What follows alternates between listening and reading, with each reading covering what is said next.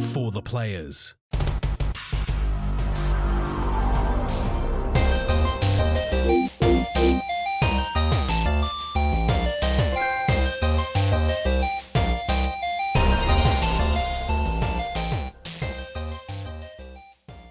I'm Ryan Betson. I'm Max Cooper. And this is For the Players, the PopCulturists PlayStation Podcast. For 40 years of playing PlayStation and 10 plus years in that games meeting. I'd like to thank you for joining us in this PlayStation conversation. This PlayStation conversation happens every Monday morning at 8 a.m. on podcast services, including Apple Podcasts and Spotify, and 9 a.m. on those YouTubes. If you'd like to join us on future conversations, come and check out our socials. Facebook, Discord, Instagram, and Twitter. All of those links can be found in the description below. If you want to join the conversation as it happens, head over to twitch.tv/thepopculturists, where you can watch us record this show live, where you can jump in the chat and become part of the show. If you want to support the show, you can. Tell your friends, tell your family about this PlayStation Pod. If you are listening on podcast services, be sure to give us a 5-star rating and a written review. If you can watch us on YouTube, be sure to like, subscribe, leave a comment below. I endeavor to answer every single comment. If you want to support us financially, you can at patreon.com/popculturists, as well as our merchandise store, popculturists.com/shop, where you can buy shirts and other assorted shit with our logos on it. Now, those that are watching on the video, you may see that I'm rocking a singlet. Everyone, and you might be like, "Ooh, is Ryan feeling confident? Is Ryan, busting out his shoulders? Is he getting his guns out?" Well, technically that is correct. Yes, I am. But it's not for the vanity reasons that you think, it's because I'm fucking sunburnt. Because you had your guns out for the vanity reasons. Yeah. You got fucking burnt to I a got crisp. obliterated. So yesterday, I mowed my lawn, and I was like, I'm going to fucking put the singlet on. Why not? It's a hot weather. It's nice. A fucking hour, and I am like red. Like red. I don't know how red it's coming through in the camera, but like it fucking hurts. It sucks a lot. And it wasn't even hot, says Crimson. No, the UV was just gnarly in Geelong, apparently. Like, I was like, it's like 20 degrees. Sweet, I'll just put a singlet on. I'll mow my lawns, Well, yeah, Dunskies, woo. And now I'm fucking fire. So, yesterday, Max and I caught up for Max's wife's birthday. We went bowling, had a tons of fun, went back to his place. And I'm sitting there on the couch, and I go, my fucking shoulder hurts. And Phoebe, my partner, looks at me and goes, "Why?" I'm like, "I don't know." And then I'm like, "Am I sunburnt?" And she's looking I look at my arm, roll up my sleeve a little bit, and I go, "Oh, that's a bit gnarly." And I'm like, "Hang on, let me take my shirt off." I lift my shirt up, and then it just, it's the fucking temperature raised 10 degrees in the house. The temp in the house went up. It was like it was like the briefcase in Pulp Fiction. There was just a glow everywhere. People are blinding, thinking that they've seen some sort of holy light. It was gnarly. It was absolutely gnarly. And so, James in the chat goes, UV today was worse. Well, I'm just glad I stayed the fuck inside today, because I went to get my washing off the line earlier. I wanted to die. So today, I've just been on a constant repeat of aloe vera, and then a little bit later, moisturizing cream, like Sorbeline moisturizer cream, because the aloe vera feels like it's drying out my skin, which is so much worse. And then aloe vera again, and then moisturizer. And I had a shower a couple of times as well, just to take the extra heat off, because I feel like I'm just lathering, and it doesn't feel that effective. But it just it fucking sucks. It's very, very, very, very painful, and I'm not enjoying the painful. What's going on over here? I don't know. Hey, Park, Max. I'm dealing with it now. You know what you gotta do. Unless Puck beats me to it. Puck's pretty good. But yeah, so that's I'm rocking a singlet, not just because it looks good, it makes makes the shoulders pop. No, none of that. I'm just fucking hurts. My skin feels like it's on fire. Because last night, when it was like nice and cold out, I was like, I'm gonna stand outside. It might nice and Thank cold. you, Mullet. Thanks, Mark. So I stand outside in the cold. I'm like, it's so, because I'm standing there in like tracky pants and no shirt, but inside, I feels like my skin's on fire. Outside, I feel like I'm fucking freezing. Like I'm like it's like that, like shattering inside my chest cold. It's so bizarre. I think I slept. When I went to bed, I just had a couple of Valium and went to sleep. So I think it probably hurt my sleep, but I won't remember because I was out of commish. How are you today, Max? Are you not set on fire? Yeah, because I put fucking sunscreen on. Yeah. But it was a hot day today, and we went out. As you alluded to, it's my wife's birthday tomorrow, or at time of recording, if you're listening. Happy birthday, Mrs. Max. Monday. So we caught up with her parents this afternoon. We went out to like a what are those fucking places with all the plants? Nursery. We went to a nursery, and they had a cafe there. So I knew I was going outside, so fucking hat on, sunscreen, protect the tattoos, all that stuff. Yep. Because Didn't do that. The reason why I really put sunscreen on. And I was outside for all of what felt like an hour, and I felt like I got sunburnt, but I didn't. So that was awesome. Damn. But other than that, it's been a pretty chill weekend. I got fucking loads of sleep, which was awesome. Yeah. You've been like I'm glad you finally realized how powerful sleeping is. And then the wife's off for the next 3 weeks, so I'm just gonna sleep heaps. Hopefully, we'll see what happens. Oh, one thing I did do this week, which I forgot to mention, I was too busy being sunburnt. Last week I discussed that I went to Sydney to do something cool. Well, I did. I went to Sydney and I filmed an ad for the Man Shake. So keep an eye out on your televisions and your YouTubes and stuff in the early part of next year. You will see me dancing around like a dickhead. And look, best case scenario, you buy some Man Shake. Worst case scenario, you see me and go, fuckhead. And that works too. So yeah. That'd be fun for everyone else. Anyway, well, we got a long show in us tonight, Max. So we got our game of the year awards. We got our video games draft, and there's a little bit of news here and there as well. But let's get out of Max. What have you been playing this week? So thanks to the team over at Bandai Namco Australia, I have Final Fantasy VII Crisis Core Reunion. Yeah. You are so keen. I've been dabbling into that. I'm still very, very early. I've only put like an hour or two into it. So we got it release day. And I've just been flat out this week, being the second last week of work. And I had kids' kinder orientations and all kinds of other stuff. So unfortunately, I haven't put as much time into it as I would have liked. But it's going to be my Christmas break game at this point. The game looks awesome so far. The opening cinematic's great. It's basically shot for shot as I remember it from the PSP version. There's an interesting part where you can see how the new game is built versus when it swaps back to that kind of sort of up-res PSP version. Can be a little bit jarring at times, but all the new stuff looks absolutely fantastic. Some of the overlays, the UI on the screens changed a little bit. Like there's in the top left-hand corner is essentially just a constantly spinning roulette system when you're in combat. That used to, every time you won a slot from memory, it used to pop up and fill your entire screen. Okay. Now it's just like it just fucking does it. It doesn't kind of impede your gameplay too much, which is awesome. It's still doing its thing. It just constantly does it over there instead of front and center. And then obviously they've changed it up to play more in line with the remake. The UI is very similar to that. And yeah, I'm digging it. I can't wait to dive in further. I never finished it on PSP. PSP was never my thing. I'm not a huge handheld guy.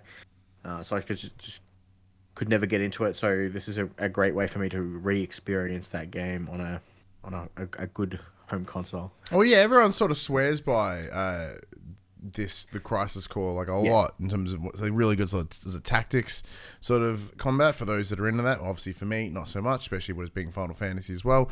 Very much not a Betson game at all. But yeah, you were pretty eager. You're itching. Yeah, I mean, I ever since they showed off the trailer at the back end of last year from memory, I've been hanging for this because obviously this ties in with all the Final Fantasy VII stuff because this is set, I think, from memory, 10 years prior to the events of Final Fantasy VII. So it's just that and Final Fantasy VII being one of my favorites in the series, kind of just brings all of that stuff together. It's really cool how they're not just remaking Final Fantasy VII; they're doing all of its accompanying side story stuff, which is good.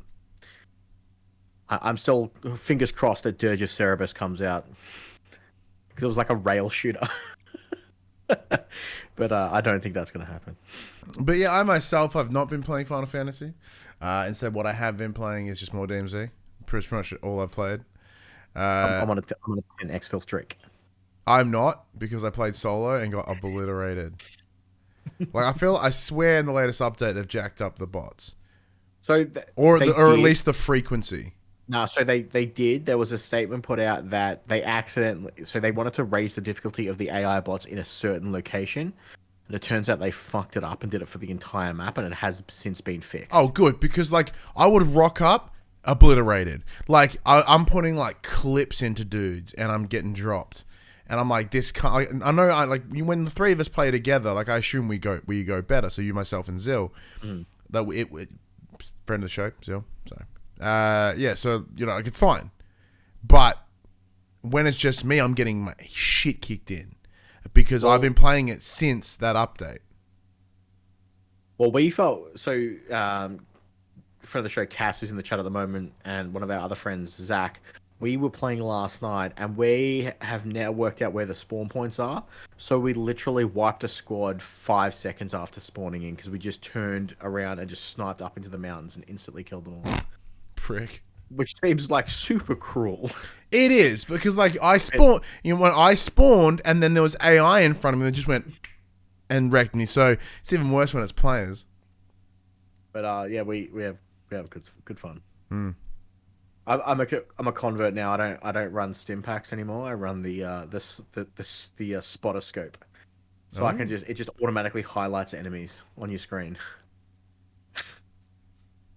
I didn't know what to pick, so I just picked stun grenade. I don't use it. Yeah. I'm using that. Yeah, even has a thermal sight on it too. All right. Decision made. But yeah, a couple other updates have come with that. Exfil streaks are one, which is great. They've nerfed some of the costs of some of the in-game in the things you can flip, like what's it called? The watches, as an example. The watches have been just lootable materials. The lootable materials have been nerfed by about some have gone up, some have gone down. Most of the key ones have gone down, which makes sense. Crimson asks, how is that fair? Well, it's a single use thing. It's like a tactical. No, it's not. No, you keep it forever. You just got to hold it. You just got to look up. So you are exposed when you do it, though. Yeah, you can't shoot while you're doing it. Yeah. But yeah. Well, it changes my tactics. But other than that, so now I just instantly get on a roof, pull out the spotter scope, spot my people, pull out my sniper, and just fucking destroy. Yeah, don't hate the player, hate the game. It's not my fault. Yeah, I'm not. Yeah, because everyone has access to it. The laws. Yeah, everyone has access to the rules. Just because I have the exfil streak that allows me to not show up on those things doesn't mean that it's unfair. But other than that, so this afternoon, because I've been playing a lot of Call of Duty, it's pretty much the only thing I've been playing. Just because I just want to, it's a good game to jump in with the idea. I'm like, I'll do 1 round, 2 rounds, and then 17 rounds later, I'm like, probably should stop doing this. So this afternoon, I made the choice, jump back into God of War Ragnarok, and I started clearing out some of the things. So I 100%ed Niflheim, Svartalfheim, another one. And now I'm doing Vanaheim, which with the idea of just trying to pull the trophies, get the plat, 100% this bad boy, and that's pretty cool. Even though there's a couple of games I still got to play to see the year out, obviously like our backlog challenge games. There's a bunch of other things that I sort of want to, I want to roll credits on as well. So my holiday window is probably going to be a lot of games, which is fine. Yeah, I want to obviously finish Midnight Suns, etc., etc. There's a bunch of other cool things we'll check out. But falling back into God of War today, I was like, oh, I remember exactly why I love this game. It's so goddamn fucking good. So goddamn good. But it'll, more will come. More will come in time about God of War. All right. So up in what we've been playing once again. We've got a long show ahead of us.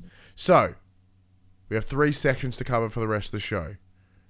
The news, because there is still some news.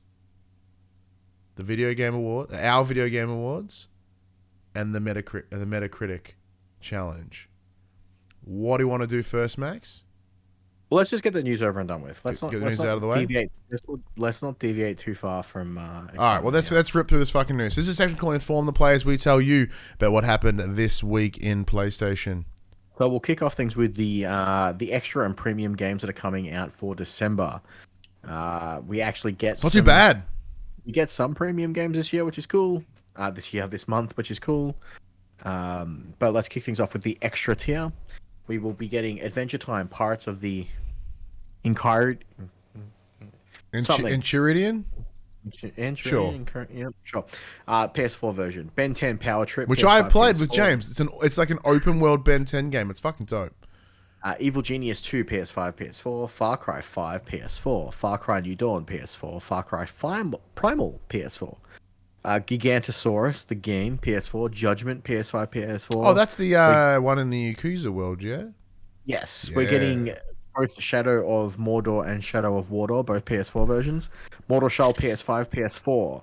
Pillars of Eternity 2, Deadfire Ultimate Edition, PS4. The Escapist 2, PS4. The Escapist is a fucking mad little co-op game. It's so cool. I want to play it. I've never actually escaped on it. I got to play it again. I own it. We bought it as a group a little while back. The Pedestrian, PS5, PS4. Brilliantly cool puzzle game. Worms WMD, PS4. WWE 2K22, only the PS4 version. That's fine. That's not too bad, though. It's better than 2020. Yakuza 6, The Song of Life, PS4. And Yakuza Like a Dragon, PS5, PS4. So I'm pretty sure that's all the Yakuza games that are on there now, which is fantastic. So WWE 2K22, which came out this year. Really, really good. Surprisingly, so it's probably a better WWE games to jump into. Choice not to give us the PS5 version as well. Yeah, that's interesting. I don't know why they did that. Premium tier will be getting Heavenly Sword PS3, so not here in Australia. won't. Oddworld Abe's Exodus PS1, Pinball Heroes PSP, and Ridge Racer 2 PSP. So we get the sequel to Oddworld, Abe's Odyssey. Cool. So they've organised one PS1 game in 3 months. Cool. Mm-hmm. A lot of hard work into that, so that's fine. Ridge Racer, sure. All right. Look, we're back ending 2022, Max. 2023 is right around the corner, but we still really don't quite know what's going down. So in a wide-ranging interview by Famitsu, Sony's senior VP of Platform Experience, Hideki Nishino, hinted that 2023 will, quote, be very important, end quote, for the PS5. Quote, I can't talk about specifics at this time. Then why do the interview, dickhead? He said via Google Translate, but I hope you will look forward to next year. Vague. So he believes that next year will be, quote, very important for the platform, as we mentioned, and pointed to the software schedule, which includes many key releases like Resident Evil 4 Remake, Final Fantasy 16. And he also addressed the idea that Sony has abandoned the Japanese market and revealed it makes him, quote, very sad that people think. But he said he accepts the opinions of fans and is focused on changing that mindset. Finally, he also notes it's now strongly rumored that a revised PS5 hardware model will launch in 2023 with a detachable disk drive. This is allegedly already in the hands of some developers and is said to already be working, quote, flawlessly. The innovative new hardware design will allow Sony to streamline its manufacturing process, effectively enabling it to ship more units while also providing customers with more flexibility. Max, do you foresee 2023 as an important year for the PlayStation? I mean, they do have a lot of... Yes, and I don't think it's entirely about Sony itself.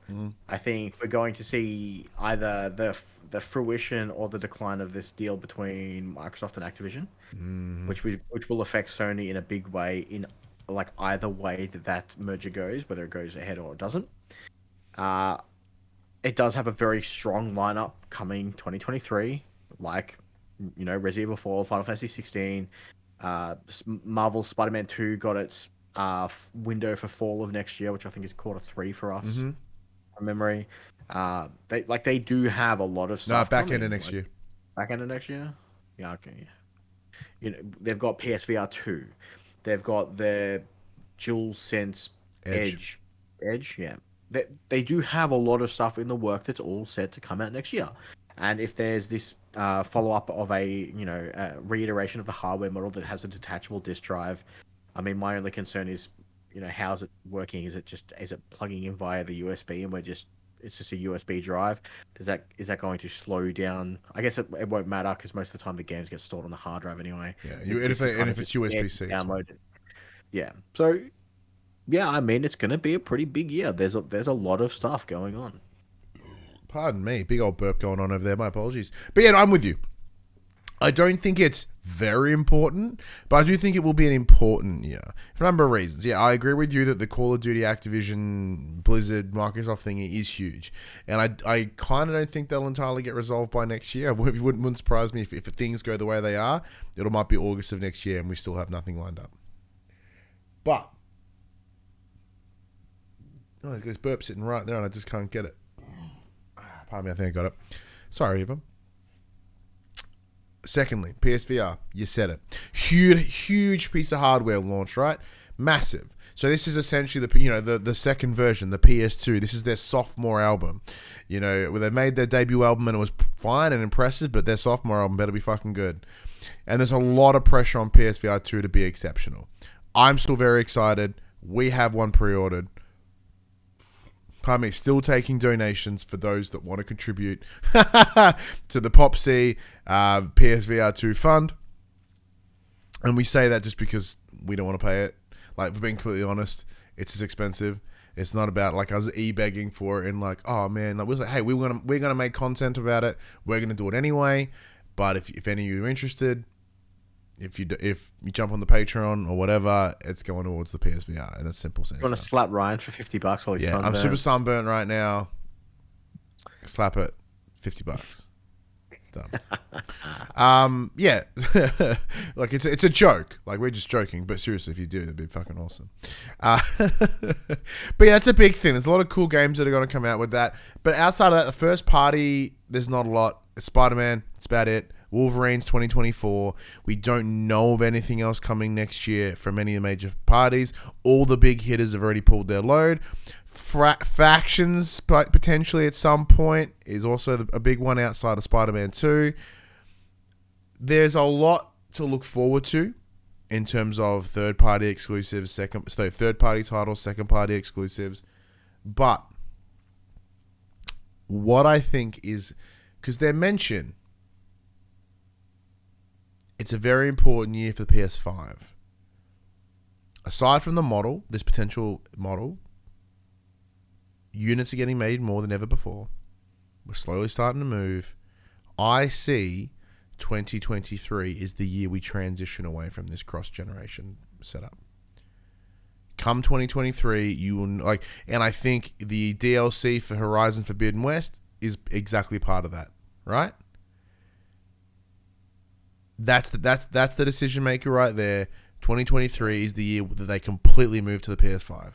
Next gen is the now gen. It's current gen. That'll happen next year, and I think that's what's most important. So after 2 years on the market, the PS5 it should, aside from the pandemic, we should already be there. We talk, there are games that are being held back by this cross generation, right? You can use God of War as an example. The difficulty that game has is that those little shimmy techniques, those little, the way Yggdrasil takes forever to load, they throw a bunch of exposition in there to help kill the load times, to make them not seem so boring. But if you play that game in post-game, when there's less exposition, you walk into Yggdrasil, that door is in front of you in 2 fucking seconds. So you can, it's clearly done to mask the loading of the previous generation. Yeah. That can no longer continue. So that is why 2023 is most important for the PS5 for me. So I think it's a transition. The wrap up. The wrap up. Everyone does it now. And each year, Sony now reveals the PlayStation wrap up, a way for its users to see the year of PS5 and PS4 gaming in one spot. The site is currently live. Once you sign in, you'll be able to check out a variety of interesting facts and figures from your 2022 gaming highlights.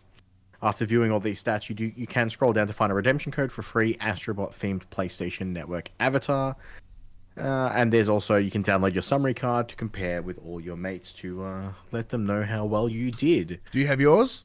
I do. I have mine up, signed in, ready to go. So I Oh. played 809 hours of PlayStation this year. 582. But you know what's fascinating? You played a lot on the PopC account. Yeah, I did. So that's didn't not I? entirely accurate. I have a fucking problem. 72 games played, 243 trophies earned, 1 platinum, Elden Ring, 42 PlayStation Plus games redeemed, and my top played game of 2022 with 200 hours played, Diablo 2 Resurrected. Yeah, it checks out. Followed closely by Destiny 2. Followed closely by, not even closely, but followed by Elden Ring. All right, so yeah, actually, for those that are watching on the Twitch chat, please let us know what your numbers were, and we'll have a chat. So Hang on. Before we get started, Crimson with 682 fucking hours of GTA Online. it's genuinely impressive and scary. May need to go outside. Yeah. Well, for context, Although Crimson. Ryan's a pretty good advocate as why we shouldn't go outside. Correct. Crimson has played more GTA Online solely than I played games this year, according to this. Now, I always find these to be wrong, because there have been times where I've looked at it and gone, that's not right. So, according to this, 582 hours played total. 113 games played this year. Mm-hmm. Now, unlike yourself, everything I play is on my account. 394 trophies earned. What was your trophies number? I just fucking closed it, dude. What? How are we going to fucking talk and compare if you shut it down? I did my bit. Yeah, and 41 PS Plus games renewed, which is weird. I renew every single one, so I don't know how you got 42. I'm better than you. 243 trophies. All right, cool. Yeah, but once again, you played the games you spent the most time with this year. You already got the trophies for because you're playing on PopC. I also played less games than you, apparently. Yeah. Once again, just because it doesn't include your PopC ones. So according to this, my top 5 games are as follows. Number 5 was Horizon Zero Dawn Complete Edition, because I can finish up. I rolled credits on it at the start of the year. I played it again. Sorry, that was your number 5? Yep. My number 5 was Call of Duty Modern Warfare 2. My number 4 was Call of Duty Modern Warfare 2. I was incorrect. My number 4, Elden Ring. My number 3, it was Horizon Forbidden West. Number 3, Destiny 2. My number 2 was Hello Neighbor. Number 2 was Rocket League. And my number 1, with 59 hours logged apparently, is God of War Ragnarok. Yeah, and 198 hours for Diablo 2. Which doesn't make sense, because my save file on Ragnarok says 43 hours. Where the fuck did it pull this extra 16 hours from? There are always a little bit of inaccuracies in this. I mean, have you had it on and just sitting in the main menu? Nope. And I guarantee you I didn't spend 16 hours fucking around in the non-existent photo mode at pre-release. Did I? Apparently I played for 248 days of the year. How the fuck did you say that? That was one of the earlier slides. I did. Let's have a look. So 321 hours of it was played on PS5 titles, with 261 were on PS4. So pretty much down the middle. I did, 809 total hours, 560 on PS5, 230 on PS4. Pretty much 50-50 split between online play and local play. 314 total number of days played, with apparently 0 hours spent in VR. Yeah, 0 hours in VR for me as well. 30 hours online apparently. Okay, sure, whatever. But yeah, there you go. That's not too bad. We're at the chat. That's it. Let's see what we've got. Everyone's just kind of... Oh, Crimson, there was a lot of idling. Puck goes, that's a lot of time in the menus. It is a lot of time in the menus, which is why I think the number's off. Because it happens a lot, actually, where like it kind of pulls numbers and it goes, oh. Because even last year, it kind of didn't count some games that I had played. It's super weird. I don't know. It's an interesting system because it only can pull so much. I don't know how, but there you go. I don't know. Pretty fun. Kind of what I expected. God of War makes sense why it was the one I played the most in. Now, it also aligns with how I play games, where I don't have the games that I'm married to like yourself. So I don't have ongoing games. It just tends to be whatever I'm playing at the moment. Hello Neighbor makes sense. I've played a lot of that with my kid. And I know he plays it on the PS5 at his place. So it makes easy sense why that would have kicked in. All right, quick biddies. The Snitch, the infamous Twitter game leaker, has retired. Will he get a nomination like the Nabillion? No. Did he try to open a Patreon like Nabillion and fail? No. Was he more Vo than Nabillion in every way? Yes. Horizon Online. Did he have a really shitty Discord server? Also, yes.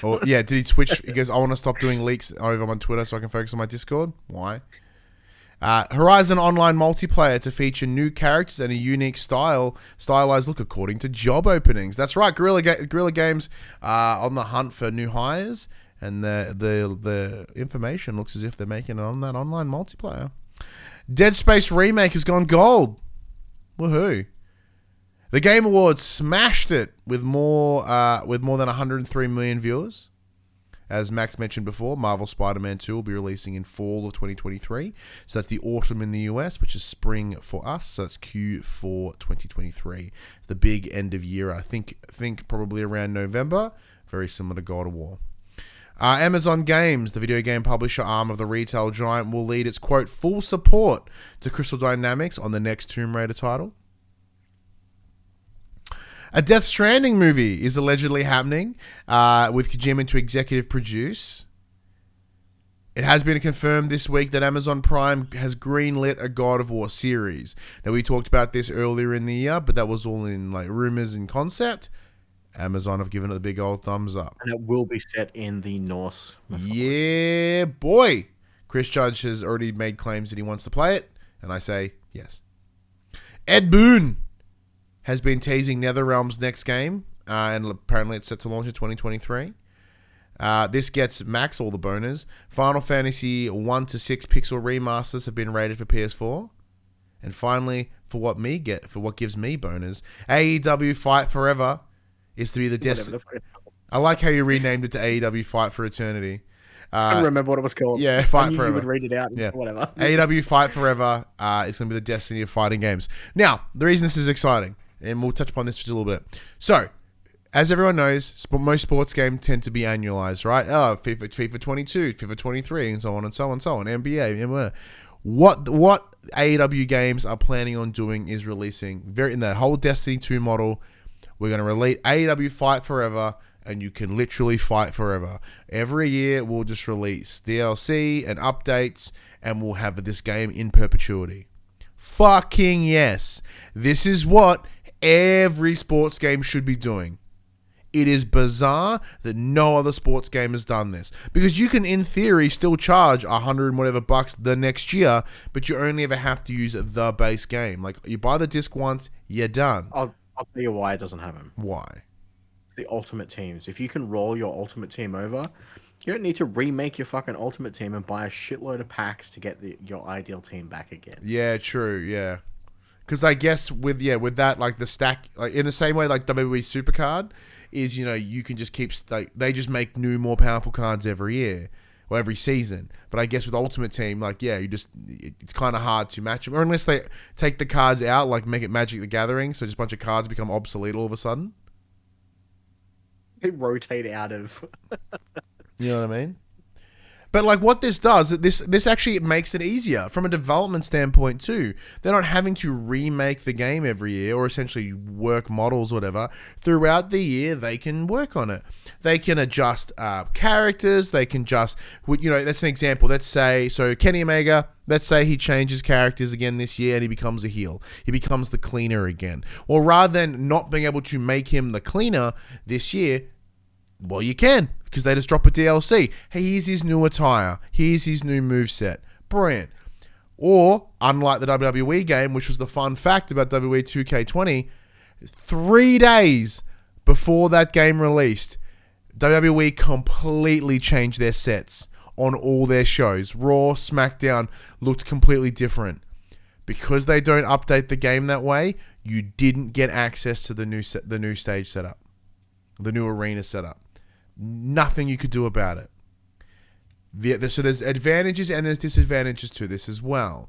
So if a member of the roster was to leave the company, let's say CM Punk, with updates ongoing like this, you could lose characters that you like, wrestlers that you like. They can be cut the second they get released. That's one catch. They can update the game with real world merchandise into the game. That's pretty cool. They can, change. You can have ongoing. So if you make creator wrestlers, like good friends of the show, MGB and Mad Dog, have their own online, streamed wrestling promotions, they don't have to make new character creators every year. They just run with it. So it works in perpetuity. It's actually a really, really good benefit. Very exciting, and I wish more sports games took advantage of it.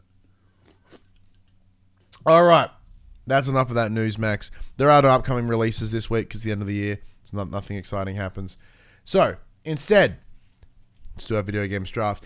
In the first episode of the year, Max and I for the last couple of years have been doing a thing called the video games draft. It's most certainly not an original idea, but it's something that we do. So we each pick 8 games, and that we pick them from a pool of titles that was provided to us by you, the listeners, over on our once active Facebook page.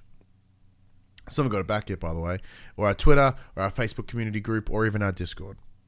And with that pool of games, we pick, I said 8 each, and at the end of the year, right now, we calculate the numbers of their PS5 or PlayStation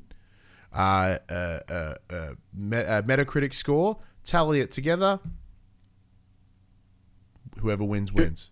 Should we start with the fun ones and just mark zeros on all the ones that didn't come out this year? All right. Well, let's see. So, I won the first year. Yep. You won the second year. Mm-hmm. So this is kind of our rubber band. See. So, actually, we'll let the chat decide. Whose list do we look at first? Max's or Betson's? So now, Max, have you remembered what was on your list? I remember one game. I think I had Elden Ring. You did have Elden Ring. So I did look at the lists, and I do have them ready to go. And I forgot. I think I also picked fucking Justice League. Yeah. So that's a big old 0. Yeah. All right. But, Crimson has suggested that I go first. All right. So what we'll do is we'll go through mine. Oh, no, this is not Game of the Year. This is our draft. This is our video games draft. All right. Mm-hmm. So these are the games that I had selected in the video games draft. Max, my number 1 pick for the year was Horizon Forbidden West. All right. Horizon Forbidden West is sitting at an 88. Now, is that on PS5? PS5. PS5? Yeah, because if there's a PS5 version, we're picking the PS5 version. Them's the rules. 88? 88. 88. Fantastic. So we're doing these live, so therefore we haven't, we're not going, but we're, say if the meta score was better like 6 months ago. No. Plague Tale Requiem, my number 2. On PS5, 82. Ooh, good start. Good start by Betson. Lower than Xbox. It is low, yeah. God of War Ragnarok. It's like a 94. God of War Ragnarok 92. is sitting at 94 for both PS4 and PS5. Beautiful. Dead Space Remake. It's coming out next year. Big old 0. Big old zilch. Rainbow Six Extraction. Oh, good luck, buddy. Yeah, I know. It's Bold Strategy Con.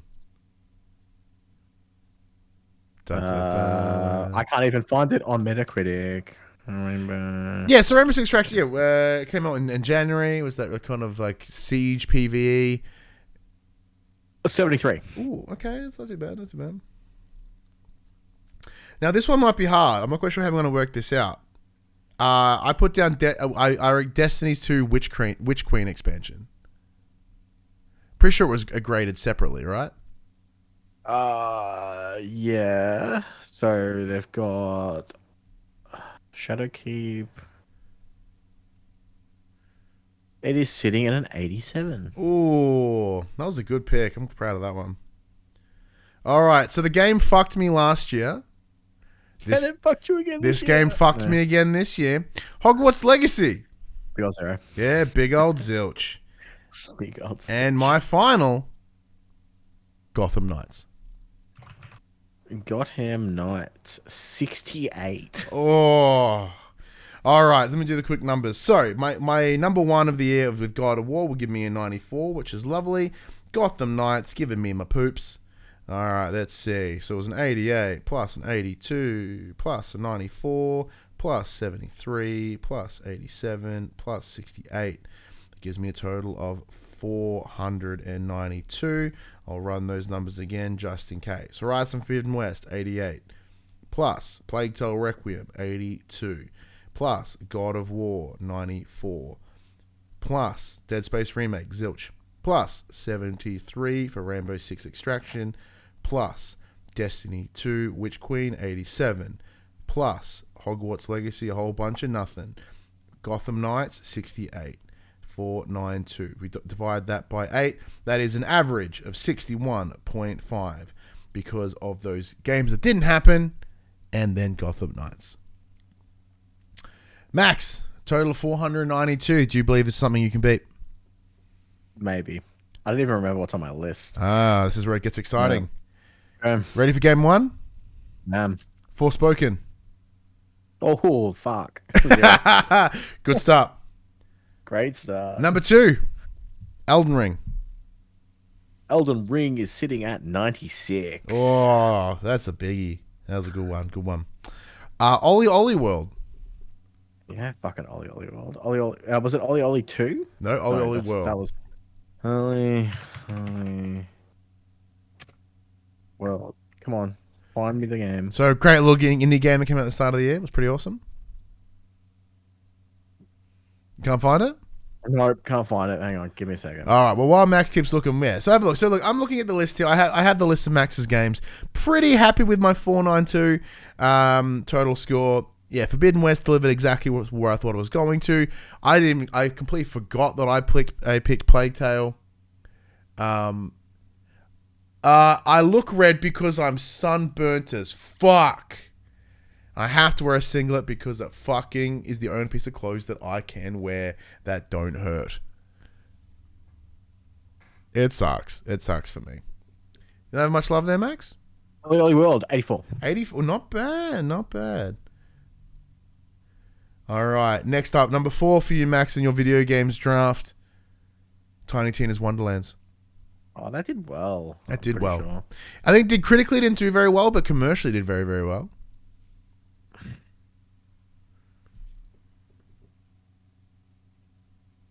But yeah, as I was saying, yeah, look, I think I did pretty happy this year. Like, granted, I did go the big hitters, which were my downfall. So in year 1, I played smart against Max. Max didn't do that well. It was his first year doing the draft. Didn't expect it to go too well. Year 2, I played safe and just went big hitters, and especially in a post-pandemic time. It was during pandemic time, I should say. It's a really bad call. 76. It was a really bad call because knowing with the pandemic, I should have considered that things were going to get delayed into the next year.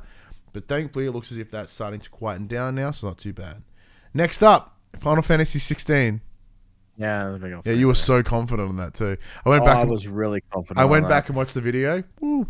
Slap that back. This is Viva La Deal. We did say in the chat before, I am taking donations to help support the PopC for the Players PSVR 2 fund. Depending on the level of dollars at which someone's willing to donate, they can smack my sunburn. For real. That's 3 zeros. I think this has fucked me. Yeah, okay, so I'm going to throw him at 3 zeros. Yeah, you're at 5. How are you feeling? Yeah, not good. Not good? What's up next? Sifu. Oh, yeah, Sifu. Sifu went okay. 81. 81. 81. I think the collective average may fuck you up. Oh, yeah. But 3 zeros, you fucking oath it well. Suicide Squad. Yeah, it's another fucking 0. Yeah. That's 4 zeros. And finally, let's have some fun. What do you think your number 8 pick was? What was your final pick? Who knows, man? I legit don't know. Scratch your brain. This is fun. I want to hear what you think it was. Will this one bring it home for you, or this one will seal the deal? No, there's nothing that's going to bring it back. Even a fucking perfect 100 at this point won't matter, because I've got 4 fucking zeros. You had 3 zeros. Nah, Suicide Squad, Forspoken, Final Fantasy, isn't... That was another one? Okay, I'll go 3. I don't know. What was it? What was this one? What did I fucking pick? It's going to kick my ass in. Saints Row. Oh, gross. Watching back our video from the start of the year, you and I literally went, oh no, why the Saints Row got 61. Oh, I was like, oh, why the fuck did I pick Saints Row? Saints Row should have been is going to be a clear winner. We had no idea in January what this was going to be. Alrighty, let's go through those numbers again.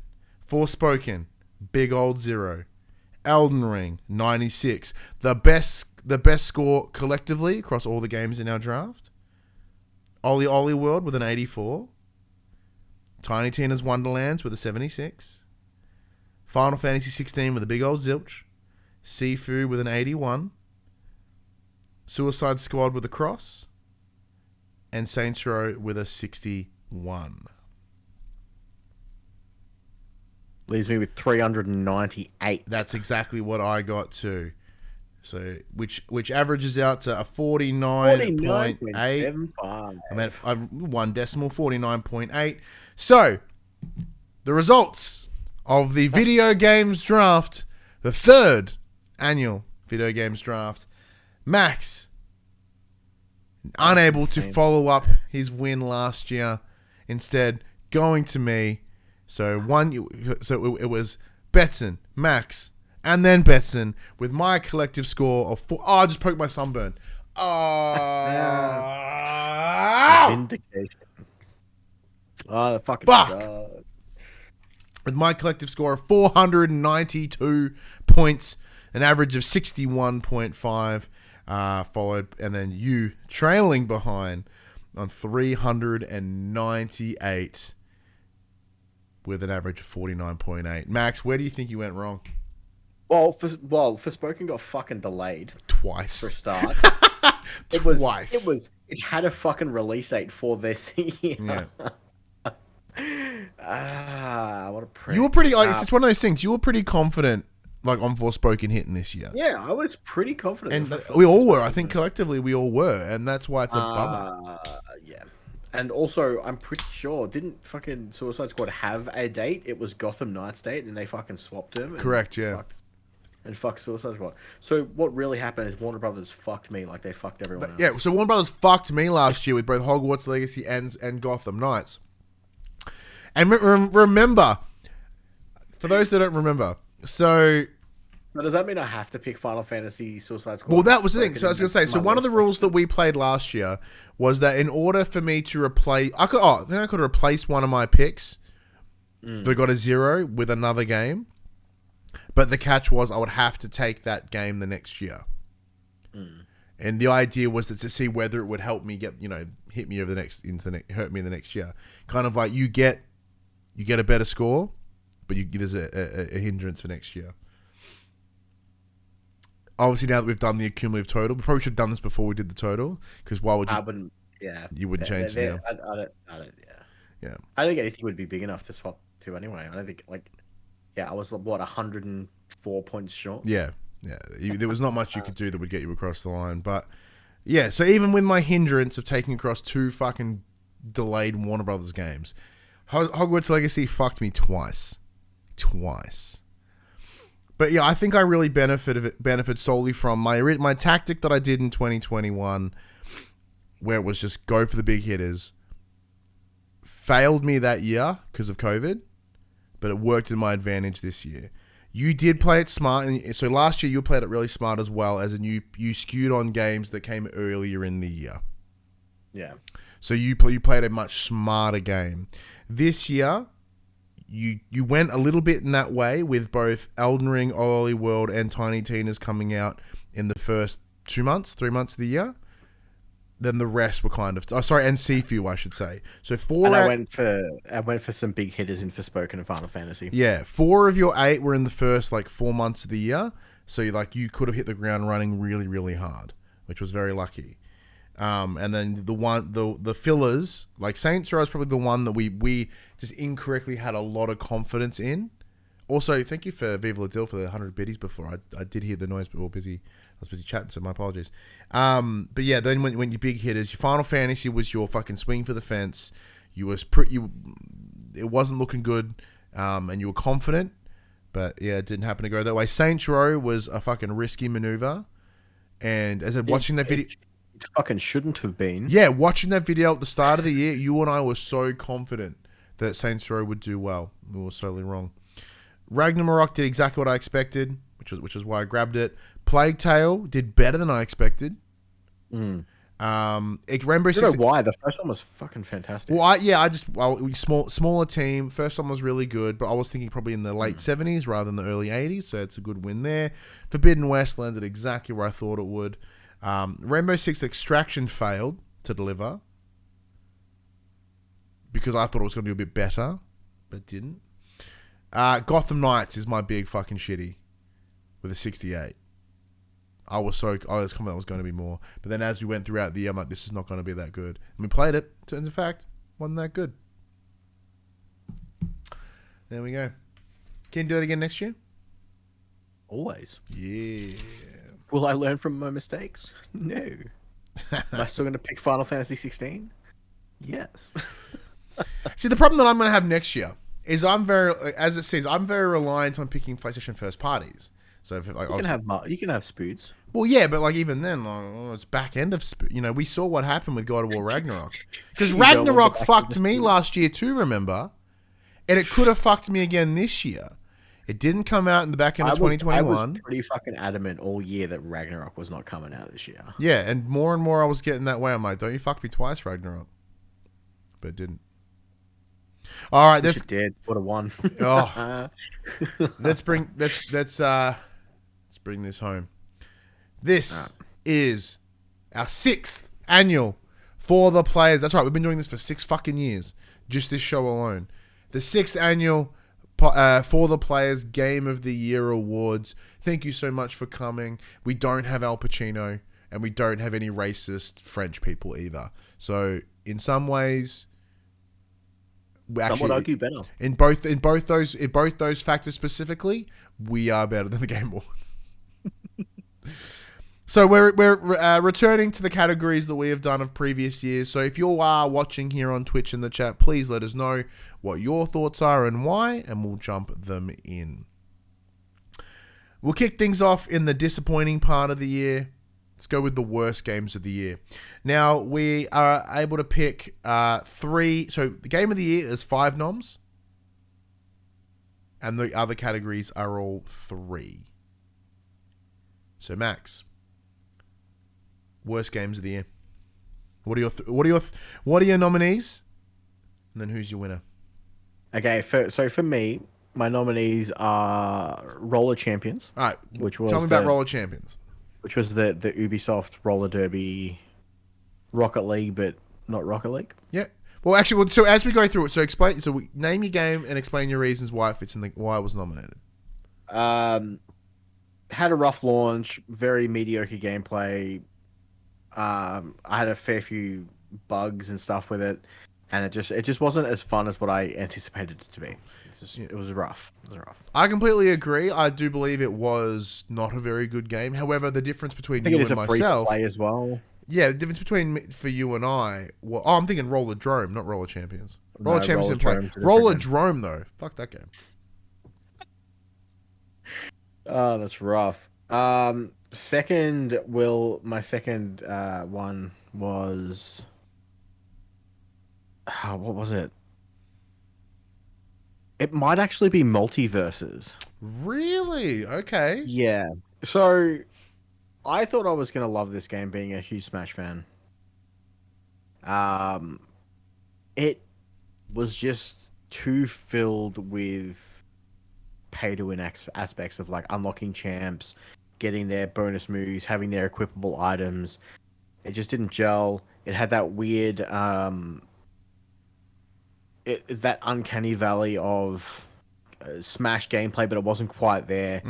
It was too floaty, and it was just, it's really hard to make a Smash clone when Smash is so good. Yeah. Like it just really is. It's rough for anyone who has to do it. Well, because we saw the same thing with Nickelodeon All Stars as well, which I didn't like at all. The character IP just wasn't enough to bring me across to it. No, but in either sense. Credit to Multiverses, it was free to play, so the entry was really low. However, it did come with then all the microtransactions, as you mentioned, in order to boost to that. Now, it has been really well supported since. Like it's had a good season. Like it's had Black Adam and Gremlins and Tom and Jerry, a bunch of other characters that have popped up. It's got a much longer tail to it than certainly Nickelodeon All Stars is. I have not heard of Nickelodeon All Stars in a very long while, but I keep hearing about Multiverses' season updates. So interesting that it made the worst. To me, I'm very apathetic towards it. And lastly, Your winner? Babylon's Fall. The winner, Babylon's Fall. Oh, the winner. The winner of the worst game. Yeah, Babylon's Fall. So, I was super keen on this game. Reached out for a code. We were provided with one. And it was like playing a live service PS2 game. It was all whitewashed. The seasons ran really awkwardly. There was no one playing it for a live service multiplayer co-op game. The mission structure was really awkward. The menuing, it was absolutely atrocious. The hub world to just go into missions was really awkward and clunky. The combat just felt off. Graphically, it was like this weird brownish wash over everything. So everything looked really old and dated and grainy. It just wasn't, it was rough to the point where I don't think it's even running anymore. At one point, I had like 6 concurrent players. No, I'm pretty sure it got done very quickly. Yeah. Rough. All right. My nominees for worst game of this year in no specific order except for the winner. I did consider putting Callisto Protocol on it, mostly because my time with it wasn't all that positive. But as I really didn't spend a lot of time with it, I felt that would be an unfair assessment on the title, so I chose to scrub it from my list. One of my nominations was Ghostwire Tokyo. Yeah, that just missed out on my list. So the reason it made the list for me is like, look, I went in knowing full well that it wasn't going to be an IP that interests me or IP that intrigues me. It's very Japanese in by design, right? It's set in Tokyo, right? But I found the dialogue stilted and gross. The game run like crap. So like, and this is now granted, I don't think I played it on my neutrality at the time, but it had a inconsistent frame, like not just inconsistent frame rate, it had inconsistent frame timing too. So I genuinely felt motion sick playing Ghostwire Tokyo. So regardless of anything within the game of itself and the story not connecting me, whatever, I felt sick playing it. No matter what setting I put it on, I just felt unwell. The combat mechanics, trash. If anything, I may alter my decision. This may be my winner. That's the more I talk about it. Starting strong. Yeah, it wasn't going to be my winner, but I think I may have changed my stance on it. But yeah, it played like crap. The story was unappealing. The voice acting was horrendous. It didn't run well, and to me that's one of the biggest problems. So actually, it wasn't going to be my winner, but once I get to my other 2 noms, I'll come back and think about it. Second, Rainbow Six Extraction. Now, I say it was the worst. It really shouldn't be the worst game. Like, it's just on there because there's nothing else. The joy, the advantage and joy of what we do and the way we do it is there's very rarely do we play games that are going to suck because we get to pick the games that we play and cover. So we're like, this game looks like it's going to shit. Let's not touch it. And we don't have to. Rainbow Six Extraction was one that I was very excited for. It was our first big game of the year. And it was myself, you, and Paul James Games, or Patch from Player 2. We did a review. We did a first episode of More the Players with it. We played multiplayer together. It was a blast, but then it wasn't. It was a blast that the three of us were playing together, and that was it. Yeah, the game was only as fun as you made it with the people you were playing with it. The game was only as fun as me playing with you two. If we replaced that with any other game, would have been like it probably would have been the same equivalent of fun. Mm-hmm.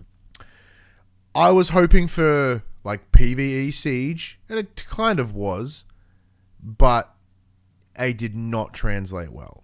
So for whatever reason, the team working on it, there's something about the DNA, the structure, the skeleton that is Siege, just doesn't translate to PvE, it seems. And what was going to be my winner, but now in hindsight, I think I might change it to Ghostwire Tokyo. It's Gotham Knights. Because when I say worst, this category should be the biggest disappointment of 2022. And I think I might rechange it from worst disappointed. Because if I want to talk about a game that disappointed me the most, it'd be Gotham Knights. It looked like it had so much potential. The idea alone of a story of what happens to the Bat family when Batman passes? What do they do? Like, that is awesome.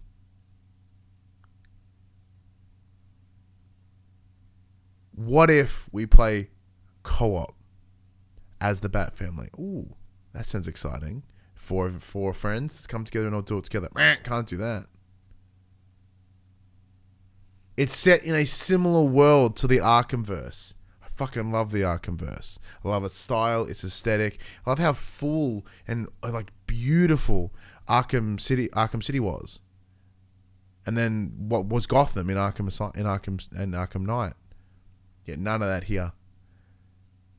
You get a bland, boring, open world with watered down combat, with a game that doesn't have microtransactions, but it very much looks like it was built to have them. And it's almost as if that they saw the feedback of the Avengers game and went, oh fuck, and removed all of those grinding systems, all those microtransactions. And what they left was a very shallow, hollow game. The main story can be intriguing when you get to play it. Instead, you spend time after time going around and punching the same fucking thugs, just pressing square all the time to get intel to then take back and decipher into a story mission where one of them is just walk into a room, Penguin goes, fuck off, you leave. That was a story mission. Everything you'd work towards was for that. No. Even the characters were bland, boring. I'm a huge Batman fan. I wanted to love Gotham Knights. And the game made it impossible to do so. That is why Gotham Knights is my biggest disappointment of the year. Okay. Do you have anything to add to my choices, Max? No. Because the Gotham Knights didn't make your list either. You were pretty bummed out on it. I was. So my biggest thing was the fact that it's clearly a fucking it shits me off that a lot of multiplayer games are like, fucking 3's the perfect... No, it's not. 3's never the fucking perfect number, ever. No. Ever. Like, why have 4 playable characters? 2, 4 or more. Fuck off. Yeah. Trios fucking blows. You have 4 playable characters. Although in saying that, fucking Trios and DMZ... Yeah, imagine if it was 4 of us though. Yeah, so it's just I don't have a love for the IP as much as you did. My big hype for this game was the fact that it was one of those co-op games. I am a sucker for a co-op game. Dying Light 2 came out this year. That was kind of disappointing. Destiny, one of the games that I'm always going back to. Co-op game. Loved it. And to be fair, I enjoyed the time that I played co-op. in Gotham Knights, but there was so much with it that was fucking, and it just took forever to get around the map. The map's so fucking big. Traversal. And the traversal sucked asshole. And I'm gonna add, so the co-op part was even better because all they did was the same fucking sponge ass characters with jacked up health. So it's just two people smacking something a lot of times. Disappointment. Buddy Watson in the chat comes in. Gotham Knights was also going to suck. Batman game without Batman? What is this? Black Panther 2? Oh. Black Panther 2 had a Black Panther. I haven't seen it yet. I was going to say it this week. Spoiler.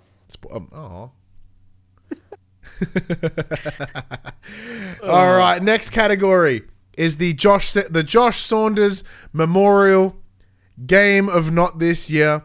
So for those that don't know, Josh Saunders, one of the creators of the PopCulturists and the original co-host alongside myself of this show, he was a prick whenever it came to doing our end of the year nominations, because he just all he ever played was games that didn't come out. Yeah, well, he's like, I just spent so much time playing this game that came out last year. It's like, yeah, but we had a whole year. We played a stack of new games. We had a lot of review codes. He goes, yeah, but I played so much of this game. So we had to create a character. I had to create a category just for him. Now, as he's been out of the show for 3 years now, hence the Josh Saunders In Memoriam Game of Not This Year. I've only got 2 noms, admittedly, because this one is kind of an easy one. It's more of a silly one. I have 3, and they're all cheating. You suck. I hate you. I know what they are. Go. All right, go. What are my 3? Let's go. Destiny 2, nope. Rocket League. Not even on the list. Nope. What? Witcher 3, Death Stranding. Yeah, but you didn't play them this year. I have played Death Stranding this year. Okay. Have you played The Witcher? I have played The Witcher 3 this year. When? Oh, when the show came out. I've been when the show came out, and I've been playing it in the last week because it got a PS5 upgrade. How is the PS5 upgrade? Yeah, it's pretty fucking good. Shit. Much like Death Stranding 2 got a PS5 upgrade. Played the shit out of that too. Got released this year. Technically didn't come out this year though. And the last one would be The Last of Us Part 1. Ooh. Oh, and spoiler alert, fucking Death Stranding still slaps and is the winner. Yeah, so technically you play the director's cut, which did come out this year. The Last of Us 1 remake did come out this year. So I guess really you could say they are games of this year, but I appreciate your understanding of the game. I 100% said I'm cheating here. They're all games that didn't technically release in the year, and Death Stranding is still fucking mint. Yeah, holy fuck, Death Stranding, so damn good. Like, thinking about it today, this week, sorry, so since the Game Awards, and looking back and remembering the conversation that you and I had about it being our game of the year in 2019, and just how much love we had for it, and like also just its complete tonal shift in, because I remember heading into it, I remember going like, am I a fucking Metal Gear fan or am I a Kojima fan? Because I love Metal Gear, but whatever the fuck he's doing with Death Stranding, I don't think this is it. Maybe I just like Metal Gear. And then as we played Death Stranding, I learned very quickly that I am a Kojima fan. And that game is fucking exceptional. And I'm also on the hunt now for like Facebook Marketplace and, Gumtree. I want a BB. And I didn't buy it at the time because I didn't know I didn't know whether it was going to be worth it. I fucking wish I had one, and I'm on the forever hunt. I can get you a baby in a bottle. That phrasing, because I want to say yes, but then if I do literally just get a baby in a bottle, that is dangerous for me and the post office. Yeah, so I was having this chat the other night because one of our a friend of the show, Zill, his son is playing Death Stranding for the first time because he's playing the director's cut. I'm like, I wish I could replay. I wish I could re-experience this game for the first time. Yeah. It's just, yeah. Like I said, I cheated in this category, but no. Actually, you didn't cheat. You didn't cheat in this category. You were actually very, very, very conservative in this category. in that you could have put this game in your top games of this year because they did technically drop this year. You chose to play a different path, and I respect the shit out of that decision, Max. Very well done. So quality, absolute quality. Nailed it. So what are your two? I did consider Horizon Zero Dawn because I did finish it at the start of this year. I finally rolled credits on it. Didn't make the list. Because I went two. I went two noms. Yeah. Now, I haven't picked a winner yet. Oh my god, of course you haven't. I'll decide as I go. Fucking 50-50 split, man. 50-50 okay, split. go. What are you two? Because one is a cool experience, one has emotion, and I think that might be it. Actually, no, I'm deciding on. I'm going the emotion. First one, a game that I played this year was that I think should get a nod for the Josh Saunders Memoriam Game of Not this year, Hollow Knight. After finally understanding the joys of these Metroidvania sort of games over the last couple years, like year and a bit, my adoration of Death's Door, I was like, I should go back to Hollow Knight, and I did, and that game fucking rocks. And like, I'm so bummed that I got distracted by something else to play like at the back end of this year to take me away from Hollow Knight. Because I was on such a groove, I was on such a roll. I'm like, oh, this game's so fucking good. But I tried to boot it up the other day. Coincidentally, there was like a PlayStation Stars reward if I booted it up. So I was like, sure. And then I couldn't remember what I was. I couldn't remember like what I had to do. I couldn't remember what my powers were. I went, fuck. Very quickly I remembered. I'm like, I'm gonna be able to finish this. But my winner of the Game of Not this year is solely based on emotion. Can you call it? No. Hello Neighbor. Oh yeah, okay, yeah, that makes sense.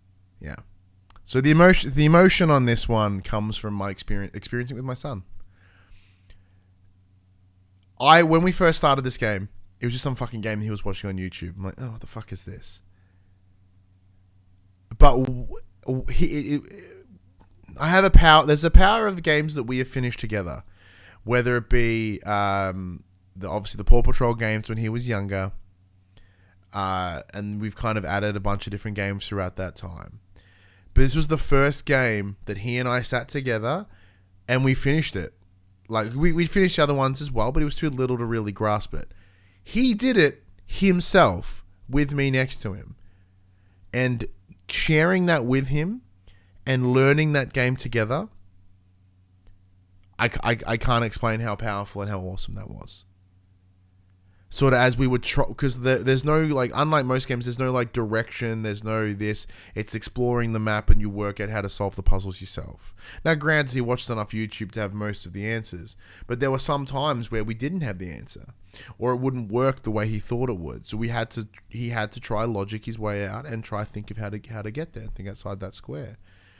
So watching his brain tick and watching him complete the game front to back in one sitting by himself, seeing the level of pride that came off him and that sense of achievement was absolutely amazing. And I for that alone is why that one has a big winner for me. Now, granted, Hello Neighbor 2 I haven't played yet with him. I played like a little bit of it, but we haven't finished it yet.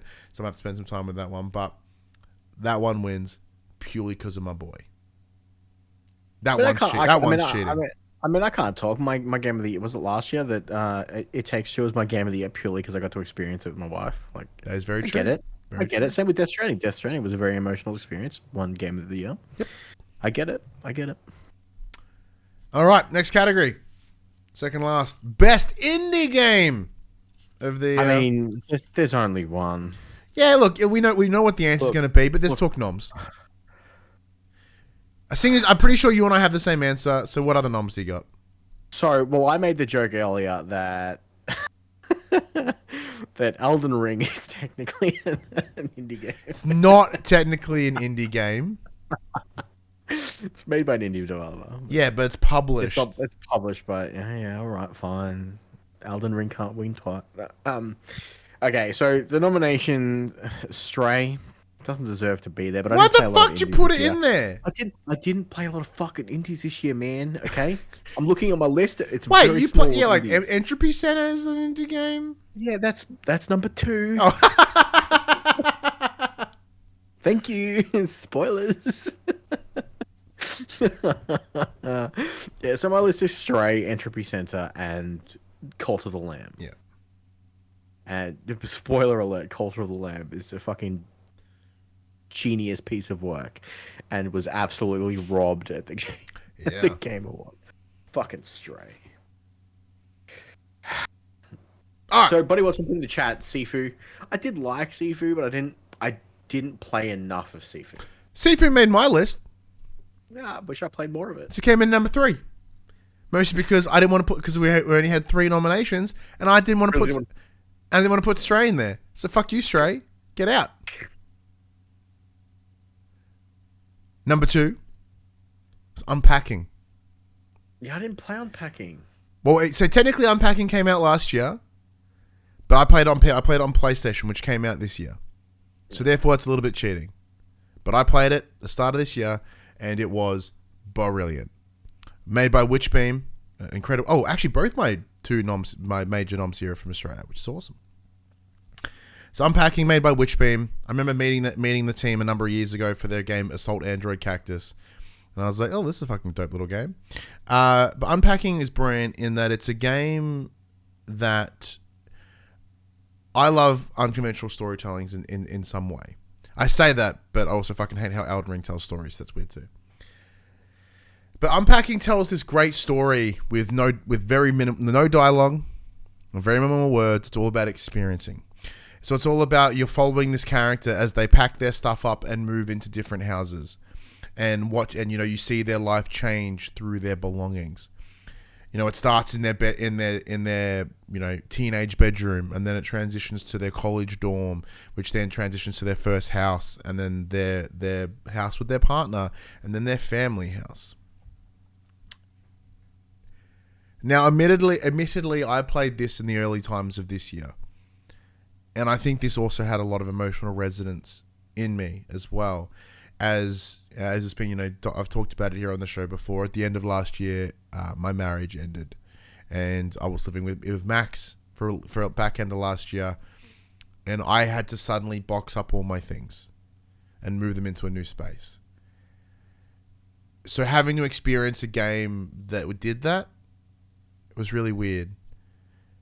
Because as I was unpacking all my things and making this house into my new home, I had this emotional feel as I was readjusting my life and seeing how my life had changed through my belongings.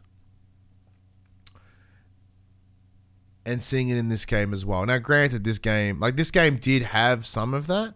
Like, there was one level where you move in with someone, but then the next one is you were in your own smaller place. So clearly they split and you moved in, and that was a lot. Sort of experience that again, and because all it was is just finding where to put stuff in the house and kind of how you would organize your house. So it hits that nice little organizational part of your brain. But it's that underlying story is what got me. And what brought me through, and it's something that I most certainly didn't expect either. Game's brilliant. Game's absolutely fantastic, and it made me cry. For a game that didn't have any dialogue, that final level. Spoilers for everyone. The final level with when you're unpacking that house, and you're building something new in that house, it took me back to a time in my life when I was building that room, and I remembered all the feelings that I had spoilers, they're having a kid. Can't help yourself, can you? I can't. I have to explain it. I'm sorry, I can't. It took me back to when I was building my son's room, and picking his clothes and building his cot and organizing the room, how we're gonna have it for him and all that, and it hit a chord, especially at a time where still to this day I don't live with my son, so feeling that at that time was really raw. As I had to rebuild my son's bedroom here in my house. It just hit differently. It hit in a lot of places I didn't think it was going to. It wasn't when I thought, I'm like, oh, this is a cool little fucking organizational game. This will be fun. I didn't realize it would pull at my heartstrings so hard. Unpacking is exceptional. But similar to yourself, Max, the winner is Cult of the Lamb. Interesting that you didn't go for the emotional pick here. I would have thought that because overall, like. Emotions.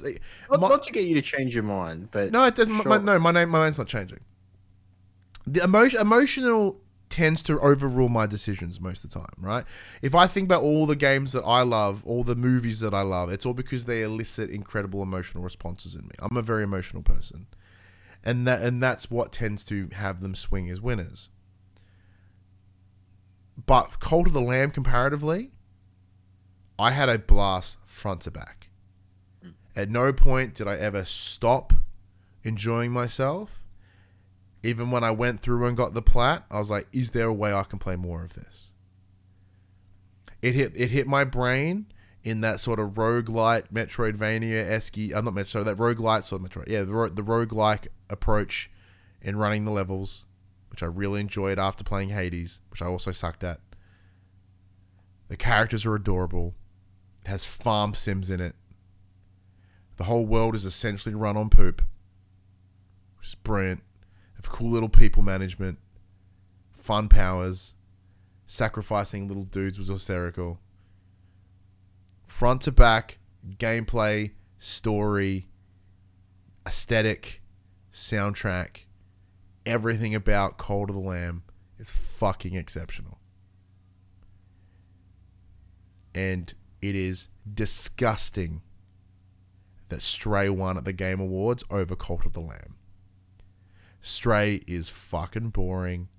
The cat doesn't even look good that half the time.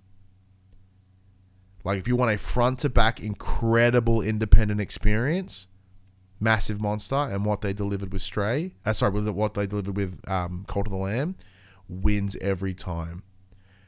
I'm going to be that guy and say Stray only won because of those bunch of fucking city folk that did the voting for the Game Awards, all live with fucking cats. And they're like, I love my cat. It's made me think of my cat. Fuck your cat. Cult of the Lamb's better. Agreed. Buddy, what's in the chat? Viva La Deal goes old spoiler bets in. I know, I'm very good at it. I'm trying to get better. But like, because I don't know the way I explain things, I need to get specific. I love you too, Craig, and I know like even Craig didn't enjoy Stray, and he has a cat and loves his cat. Susie Catchrow is amazing. Buddy also adds, lamb does taste better than cat. Magic Cast old Shane jumps in and says, Buddy had Sifu. Puck said Oli World ? Oli World made a cut. It was was very, very good. I didn't play. It didn't have the long tail on it that I wanted it. Buddy also notes Neon White, and says that they're currently ticked at AF. Yeah, I haven't jumped on that yet, but I'm seeing very, very strong interest in it, which is cool. They also add that there are 4 to 5 indies that are better than Stray. There are many games that are better than Stray. Fucking Hello Neighbor is better than Stray. Alright, how are we doing the big one? One for one? Do you want to do some honorable mentions? Okay, we'll do some honorable mentions. I'll let you go first this time. Honorable mention goes to The Quarry. The game ran like it looked like a masterpiece at some moments. Then it looked like shit. And then it looked really good again. The story was slow, and then it was fucking amazing. And then it just ended. The Quarry should have been amazing. I really enjoyed playing it. I really wish I had gone first. Playing it, I really enjoyed The Quarry. However, hence honorable mention. It doesn't finish in the worst because I fucking enjoyed it. It is most certainly not a Game of the Year contender for me, but I really enjoyed it. Yeah, so spoiler, the quarry is exactly that for me as well. Yeah. For the pretty much the exact same reasons. Yeah, there was times where it looked absolutely stunning, and then there were times where, like, especially mainly anytime water was on screen, it just fucking shit Yeah, itself. what the fuck is with that? um, and yeah, it kind of it had the slow moments and it peaked really well, and then it just kind of just dropped and ended. Um, I enjoyed my time with it, but it's once again not a game of the year contender for me. No. Now this is an honorable mention. Once again, it doesn't really fit in any category. I just want to acknowledge it. WWE 2K22. The game was just fucking better. Like, after the mess of 2K20, like, is it a masterpiece? No. Is it, like, exceptional? No. But I want to acknowledge that the team made a better fucking game. So a little bit of a nod. Just a little bit tip of the hat there to the team over at what's it? Fuck, what are they called? I know it's 2K. Nope, not Digital Byte. Nope, not virtual currency. Nope, what is it? Fuck. It is not coming to me. It's gonna be it's gonna annoy me when you say it, Max. Max, you googling? Oh no, I wasn't, but I can. It's really not important. But yeah, they made visual concept. Visual concepts. I went VC. I know it was VC, but I went virtual currency in my head like a dickhead. All right, do you have any other noms? Yeah, Disgaea 6. Oh yeah, Disgaea 6. You had a bit of fun with that one, yeah. I had an amazing amount of fun in it until I got fucking bogged down by the inner mechanics of the game. There was just so much going on in it. It kind of deterred me from playing it. Mm-hmm. So I got about 60% of the way through. It's one of those tactical RPGs, and yeah, I was loving it at the start, and then it just kept on piling and piling on different mechanics that I had to use to sort throughout this world, and it just got a little bit too much for me, and I kind of just fell away from it once that happened, unfortunately. Okay. Do you have how many honorable noms you got sitting there? I've one more. All right, cool. I want to put Marvel's Midnight Suns as an honorable mention. A couple of reasons it didn't make the cut, as I hadn't finished it. I feel it's a bit unfair. And also, very similar to The Quarry, when I'm doing the combat, fucking rocks. The game is brilliant. The not combat parts, or the personary parts, are fine, but I'm yet to have it really grab me, right? So it's not there yet. It's not quite there. But yeah, that one Marvel's Midnight Suns is awesome. I don't think I've scratched enough surface of it to really bring it home, but my stance on it may alter, but I really enjoying it. Your final honorable mention? My final honorable mention was Weird West. Oh yeah. I loved the time I spent with that game. I played it for about 8 to 10 hours. Mm-hmm. And unfortunately, it just came out at the wrong time, and it just got overshadowed by everything else. Yeah. It was fantastic. It was hitting all the beats that I liked. It had that role-playing element that I dig. And it just got overtaken by everything else around that time. And unfortunately, I just haven't returned to it yet. Yeah. So honorable mention to that, because I was digging the time that I had with it. All right. It's time for the For the Players God of the Year. Spoilers on you. Guess you know what mine is. Game of the Year. Now we will go 1 to 1 in what is our order. So we're ranking them 1 to 5. Do you need a minute to put your numbers together? Nope. All right, Brent. Max. Number 5, Dying Light 2. Oh. Okay, so I have played Dying Light 1 from front to back like 10 fucking times. I loved that game.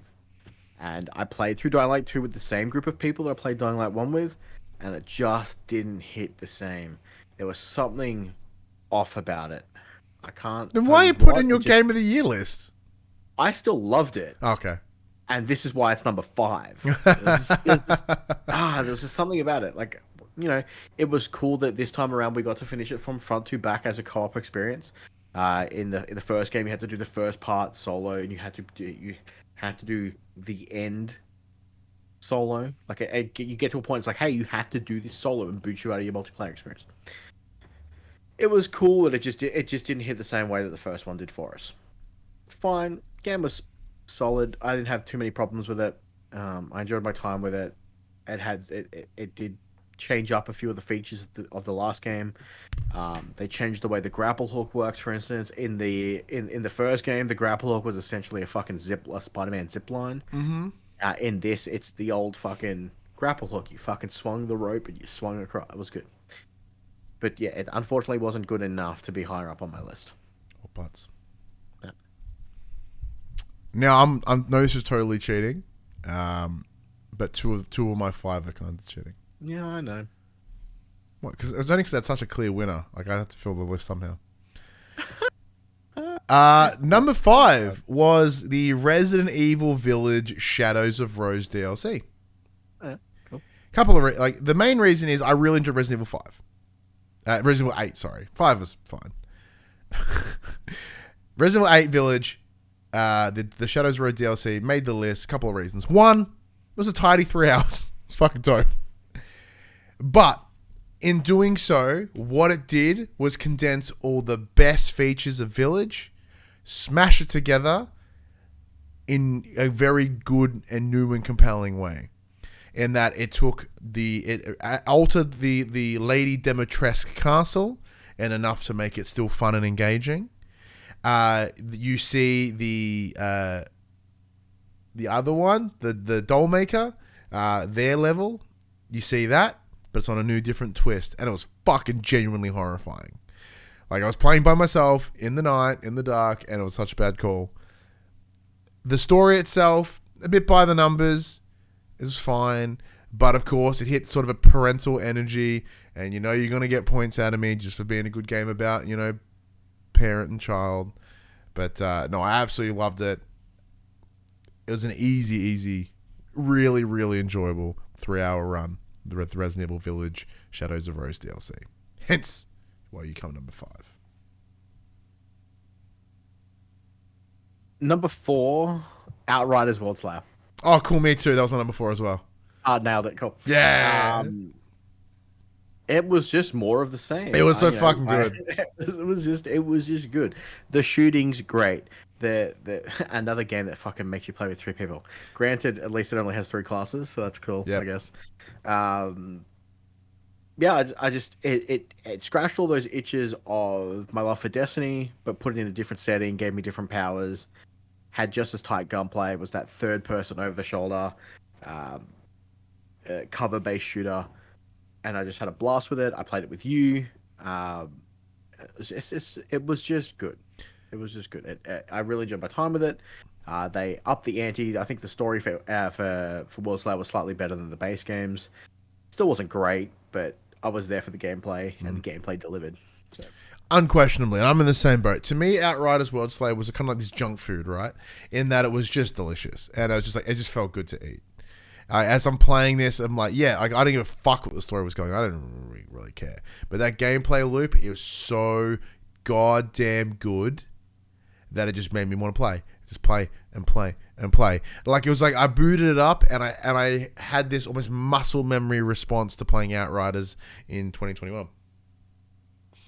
I was really worried that like having it come out so past the original release of Outriders, I'm like, oh man, what the fuck?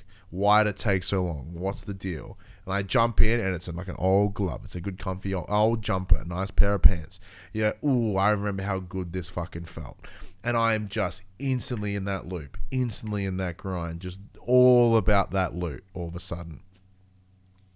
And then, yeah, you and I got to play the last couple, we did a couple of rounds together. We rolled credits on it together.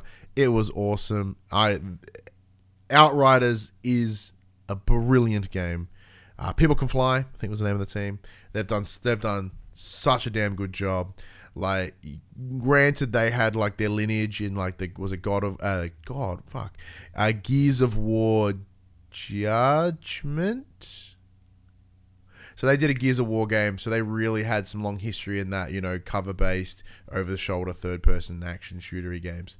And it just came through here. As I said, more of the same. and it's exactly what I wanted. Thoroughly enjoyed it.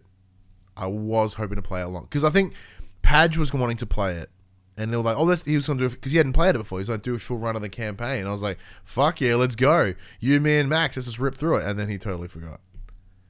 But I'd think about it. Yeah. Number 3. This is where it gets hard. I played a few really, really, really good games this year.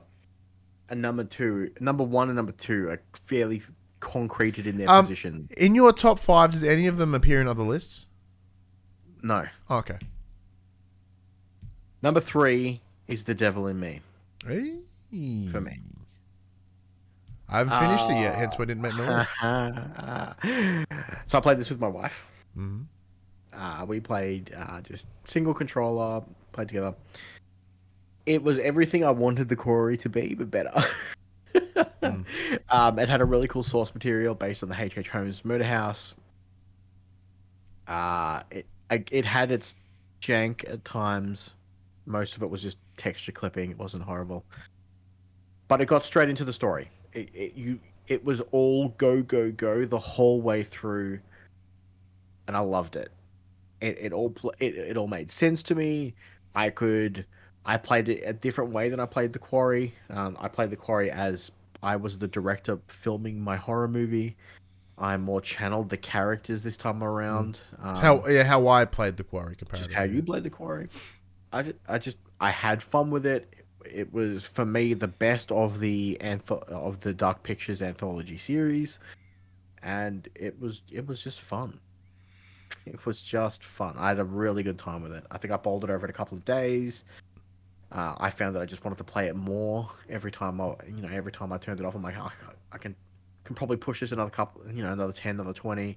When I turn my PlayStation, I'm like, I'm gonna finish this game. This is what I'm playing, and I enjoyed it. Like it beat out the likes of Steel Rising, which I finished. It beat out the likes of Tiny Tina's Wonderlands, which I loved. Valkyrie Elysium beat out a lot of those JRPGs that I played this year, which is just rare for me to pick something else over an RPG. That's how much fun I had with this game. So for me, number 3, Devil in Me. I haven't finished The Devil in Me. Now, I'm from memory. I'm pretty sure it's a bad time. Bad timing, I should say.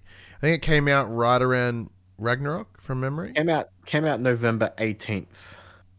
So it came out a week after Ragnarok. That's why, because I was probably so deep in fucking Ragnarok. We'd finished Ragnarok by then.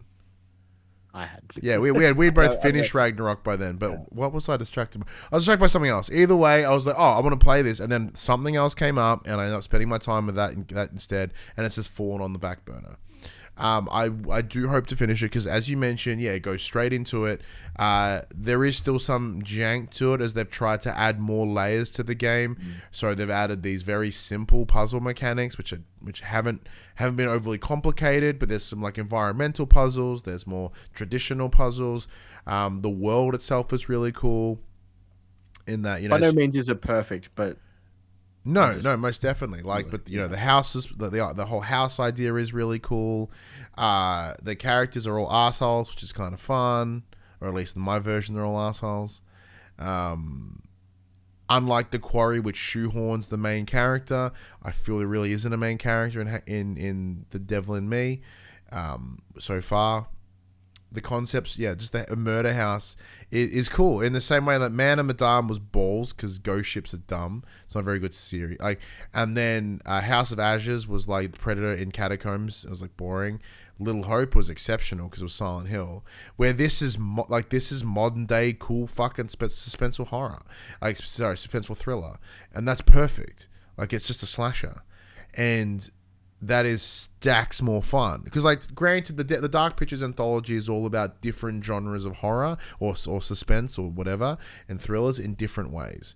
So the next one's space horror, right? So apparently they want to make fucking Jason X, where here, this is your more standard slasher, and I like it. I dig it a lot, but I will have to go back and finish it. Your number 3. My number 3. It's Horizon Forbidden West. Not on my list because I didn't finish it. Yeah. So Horizon Forbidden West is fucking exceptional. It's most definitely the second part of a trilogy. It opened up. So in the same way that Zero Dawn ended it in a way that you could probably go, oh yeah, this is the end, right? Then they somehow managed to expand it in terms of like, hey, no, there's more to go on. You open up more of the landmass of America. You know, you traverse it. You see the those outside of the first era. We see the tribalization of people and how they have different things. We're seeing people that are honoring fucking holograms in a museum of people of the past. You know, the tons of different ways. Cool new creatures. So in the same way, very similar to Pokemon almost, right? The machines in the first game mirrored those of more standard wildlife, right? You know, and in the second era, once you head west, where the west is more aggressive, we're getting more dinosaurs, more aggressive looking animals. It inspired the fucking bots. It's very cool. Aloy isn't such a bitch anymore because she was very lone wolf in the first game because everyone was a prick to her, so she was a prick back. Now that she's surrounded by more people and she's realizing the power of community, the power of people, and how together we can achieve something more, she starts building this collection of friends and makes her own little space, her own little like tag-alongs. And they were all intriguing. They were all as engaging. I enjoyed seeing them grow and learning about them. Knowing that there's DLC coming, fuck yeah, it's amazing. This game looked exceptional on the PS5. The level of foliage, the HDR, everything about it was better. In the same way that like Horizon Zero Dawn had that real like static camera, very Fallout almost, mode of communication, of conversing. They've amped that up. That people are walking in three-dimensional space while having conversations. Like, it's just ramped up everything that made the first one good. It takes that real sharp turn midway through and gets fucking batshit insane. Love that. Absolutely love it. The whole idea of the subordinate functions and rebuilding Gaia, exceptional. Forbidden West is so damn good. So damn good.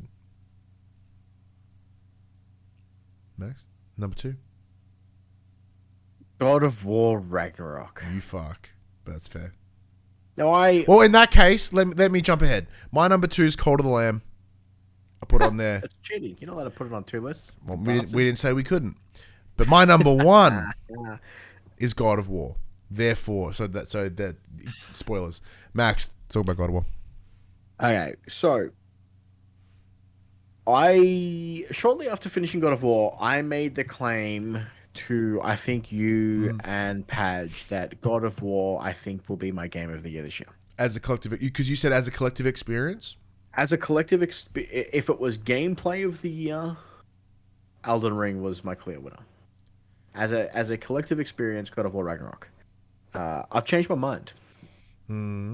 So, God of War Ragnarok is a fantastic game. It is a fantastic follow-up to 2018's God of War.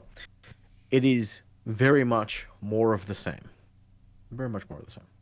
Everything I liked about 2018 is still here.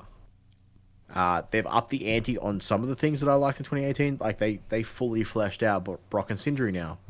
They are much more important now. They are, we get to experience much more of who they are, why they are, and all that stuff. Brilliant. All the character work between Atreus and Freya, and Kratos and Freya, and their experience and their the emotions between them after what was the end of 2018. God of War is a fantastic game, but spoilers, my game of the year is Elden Ring. It didn't hit me in the way that Elden Ring did. I much more enjoyed the freedom of exploration and how am I going to complete this task that's set before me in Elden Ring. Well, don't touch on Elden Ring. I want you to go on a fucking gush fest for Elden Ring. So just speak God of War now. Yeah, versus the linear gameplay that is God of War. because it kind of is. It's go do this, go this way to do this, do that here. I ran into a few bugs in God of War, just fine. Most of them was just a quick reset, fix the issue. Something wasn't loading in properly. Didn't matter. We were also playing like 3 weeks before release, so Yeah, we were lucky enough to play pre-release, so hopefully no one else had the same issues that I did. But the game looks stunning. The soundtrack is stunning. The minute to minute dialogue that all the characters have with each other, absolutely brilliant. Sometimes very fourth wall breaking, which is hilarious. There's a bit very early on where I trod off the path that is clearly set out before me to go and get some loot. And the character that I'm with is like, hey, that's not the right way. And Atreus is like, nah, he does this sometimes. He's got to collect all these loot. he just kind of fucks off for a minute. He'll be back. Fucking leave him alone. He'll come back. I enjoyed how the game ended. I think it fulfilled its purpose well. It told its story well. It came to a very satisfying end. But yeah, it just didn't do it. It wasn't enough for me. It just didn't get me there. In terms of Game of the Year for Elden Ring. It's still a very fantastic game. It's like this fucking close. And like I enjoyed it for all the reasons that you're going to say about it when you get to your Game of the Year. But it's just for me, it just fell a little bit short. That's fine. That's totally cool. It's fun. But yeah, look. All right, here's my gush fest. You guys fucking ready? All right, go. It's everyone fucking knew that God of War Ragnarok was going to be my game of the year. Like before I even played it, we all kind of assumed it was going to be my game of the year for a number of reasons. As I talked about God of War 2018 being my favorite game of all time, I had a feeling that the follow up would hit the same boat. Now, granted, I did have reservations. I was worried, like, well, if this is my favorite game of all time, what are they going to do? What if they fuck it up? What if they destroy or alter or damage a game that means the most to me in one of the games I've ever played? Thankfully, they didn't do any of that. God of War Ragnarok is essentially, in the same way that Last of Us is Part 1 and a Part 2, it is the Part 2 of God of War 2018. It is the continued story that they had set out to tell. The themes at which I love God of War 2018 for, around family, around a father and a son, around regretting the things of your past, and not wanting your future to return to the past, not having to want your child to relive the things that you had done, or to even learn of the things that you had done, all hit home. But what they've done here is they've extended those stories. They have laid it in such a way that everything feels earned. Everything feels purposeful. And I think that's one of the advantages of a much more much story-driven, linear game. To go to your comments before, Max, there is no other way this story could have been told outside of this game. Like, you look at the upcoming Amazon series for God of War, and I don't think it will land as good as the game itself. Because what makes this game so good is not just all of its parts, it's the fact that you get to play it. Ragnarok, as we talked about in our review, it's a story of holding on and letting go in a number of different ways. It's the story of a man holding on to his past and not letting it go because he doesn't want it to come out. And we see in the first game, by letting it go, he's able to move forward. It's a story on a father and a son, and as someone that who didn't, he let his son go in the first game. He had him at a distance, and he now has him close.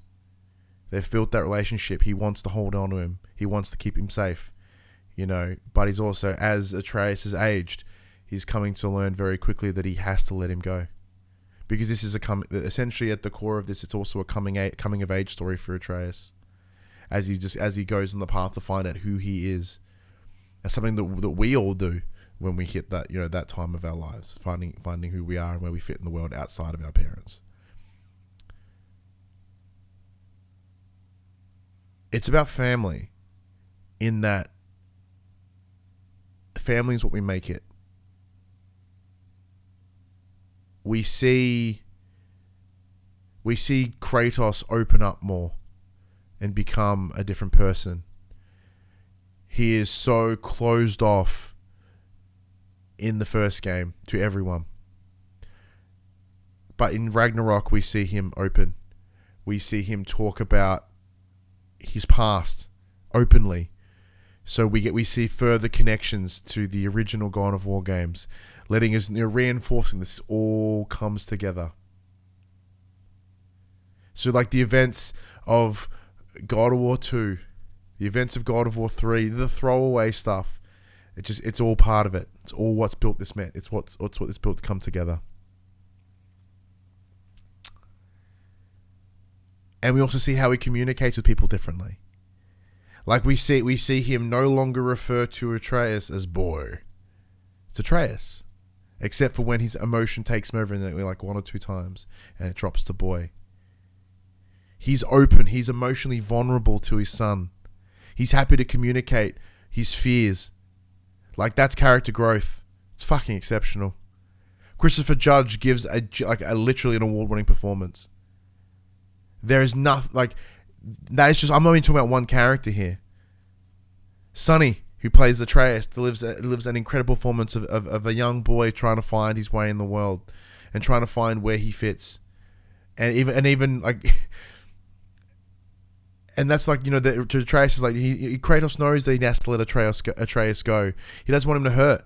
He doesn't want him to be in pain, and he wants to keep him close and keep him safe. And of course, everything is amplified by the world around them at the end of all things.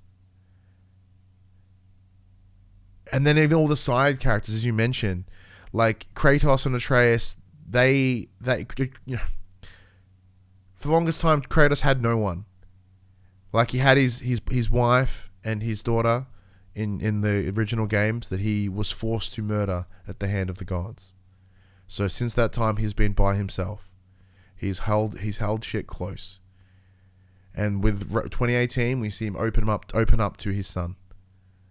But now we see him open up to more. We see him open up to Brock and Sindri and Freya and everyone. And Mimir even. He's no longer head, he's Mimir. Like, we see a man change. One of the first lines in God of War 2018 is, "Don't be sorry, be better." And that is such a throughput in both of these games. Because even as at its core, it's a game about mistakes and knowing that you can't change the past, but you just got to be better. And we see that in how Kratos addresses the world, how he sees how he treats people, even how he treats the other gods. Like, granted, I haven't even touched upon all the technical things about this game yet, because the game technically is fucking beautiful. It plays amazingly. There's a lot of things about it that are better than 2018. Enemy variants, so much better. Boss fights, amazingly better. The game itself, in almost every way, is better. How it handles Norse mythology. Now, I'm not a massive fan of Norse mythology. I don't know a lot about it. But the way that they've integrated it into this story, you would think it was fucking real. You would think, like, even if you have a base understanding of what the Norse mythology is, you go, holy fuck, they've reinterpreted it, or they've altered it in such a way that it still lands, and it means something, and it's massive. And we get to see this sort of analogy, and like between characters, and similes between characters, with relationships of cyclical stuff of just once again of just. I feel like I could sit here for ages and talk about why this game is so amazing. And I've barely touched the surface. Everything about this game, there are some hiccups that I have with it. As I mentioned, there's a lot of times where it feels like it should be a PS4 game. Load times, or they're hiding load times with exposition. And granted, shout out to them for hiding it with exposition. But that's a design problem. Because you're doing that to counter something else. You could have that exposition in other ways. Like they do when you're fuck assing around on a boat. Don't have to do it while you're walking through Yggdrasil. But yeah, I guess even though it feels like I've been speaking forever, in my final thoughts of why this game is my game of the year. I don't think it's just game of this year. In the same way that I said, part 1 and part 2 of The Last of Us. To me, the God of War Norse mythology are one game. It's one shared narrative, and it joins 2018 alongside as my favorite game of all time. As a collective story, as a collective experience, where I spent the last 20 minutes of just bawling my fucking eyes out. You see genuine character growth and progression, and like for a game all about gods, you see a lot of humanity. And for me, it was incredibly relatable. As someone who themselves is facing the guilt and shame of the things they've done in the past. And wanting the world to be better for not just myself, but for my son. And all my entire motivation for everything that I do is for my son. But I had to learn the hard way that that's what I needed to do with my world, what I needed to do with my life. And I saw that through this game. This game hit me in all the right ways. It hit me in my trauma. It hit me in my emotions. Hit me in my happiness.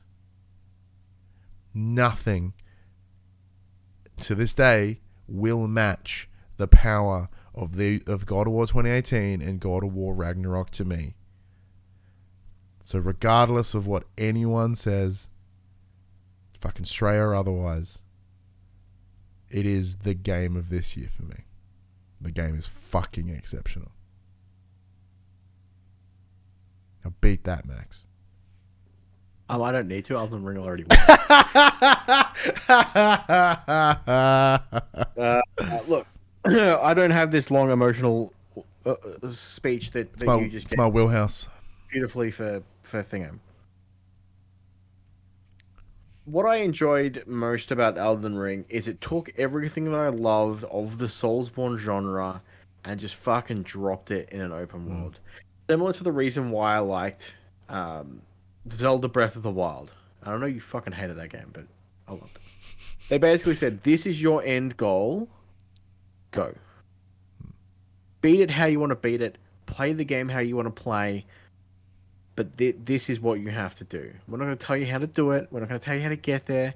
You get to live and play the way you want to live and play inside this world. And I did multiple times. It's the only game I got the platinum trophy on this year. I played it in what I deemed to be every conceivable way. I had the magic run where I just fucking Kamehameha blasted everyone. I'm like, how are people finding this game hard? I just fucking dicked on this boss in 3 seconds. It's not that hard. I don't even have to move. I did the whole sword and shield bruiser guy. I did the ranged combat guy. I did the big heavy two-handed sword can't roll guy. It was just fun. Every time I turned it off, I just wanted to get back on. It was all I could think about for like three months of playing it. I loved it.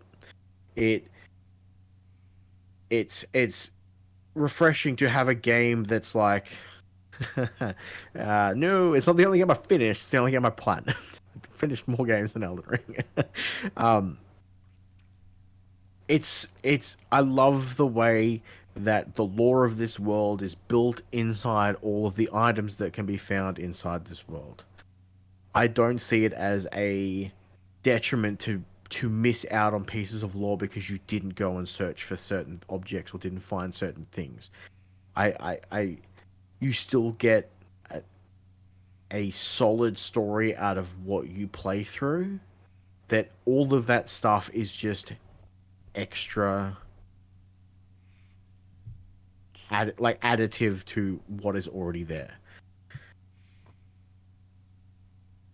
Yeah, it's just one of those things. Like I just like to compare it to God of War. God of War has very similar combat in the whole heavy attack, light attack style that Elden Ring has.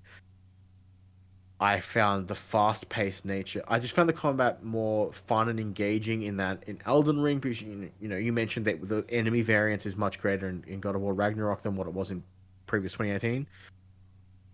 There's just so much more to that in Elden Ring. Now, granted, a lot of what makes Elden Ring great and what makes those Soulsborne genre great is the combat of those games. Like it is the frame, the basic building frame of that game. And if you don't enjoy that, there's nothing else that's in this game that will make you like, it won't convert you. If you can't get the hang of that one concept, that's it. You're kind of out. It doesn't matter how enticing the story could be, how enticing the graphic wise it is. And I think that was one of the hurdles you had, where it didn't click with you to begin with. Like, the combat didn't click with you so far that you couldn't get to experience anything else. You just had the shit kicked out of you for 20 minutes. You're like, RPGs are great, but not when you're role playing the victim. Like, it's not fun.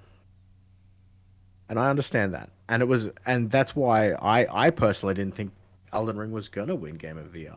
Because when all those reviews came out for Elden Ring, a lot of the people were like, it took me hundreds of hours to finish this game. Or, it was difficult. And I thought that would be the hurdle that stopped it from winning. Because this game isn't for everyone. This game clearly can't be played by everyone. It is a very difficult game by design. And for these days, that's not okay with a lot of people. Now, I know both you and I are very much that not everything has to be for everyone. And if you want to design a fucking ridiculously hard game for certain people, that is your prerogative as a developer. On the other hand, I also love the fact that God of War Ragnarok is like accessibility options out the fucking dick, and it can be enjoyed by everyone.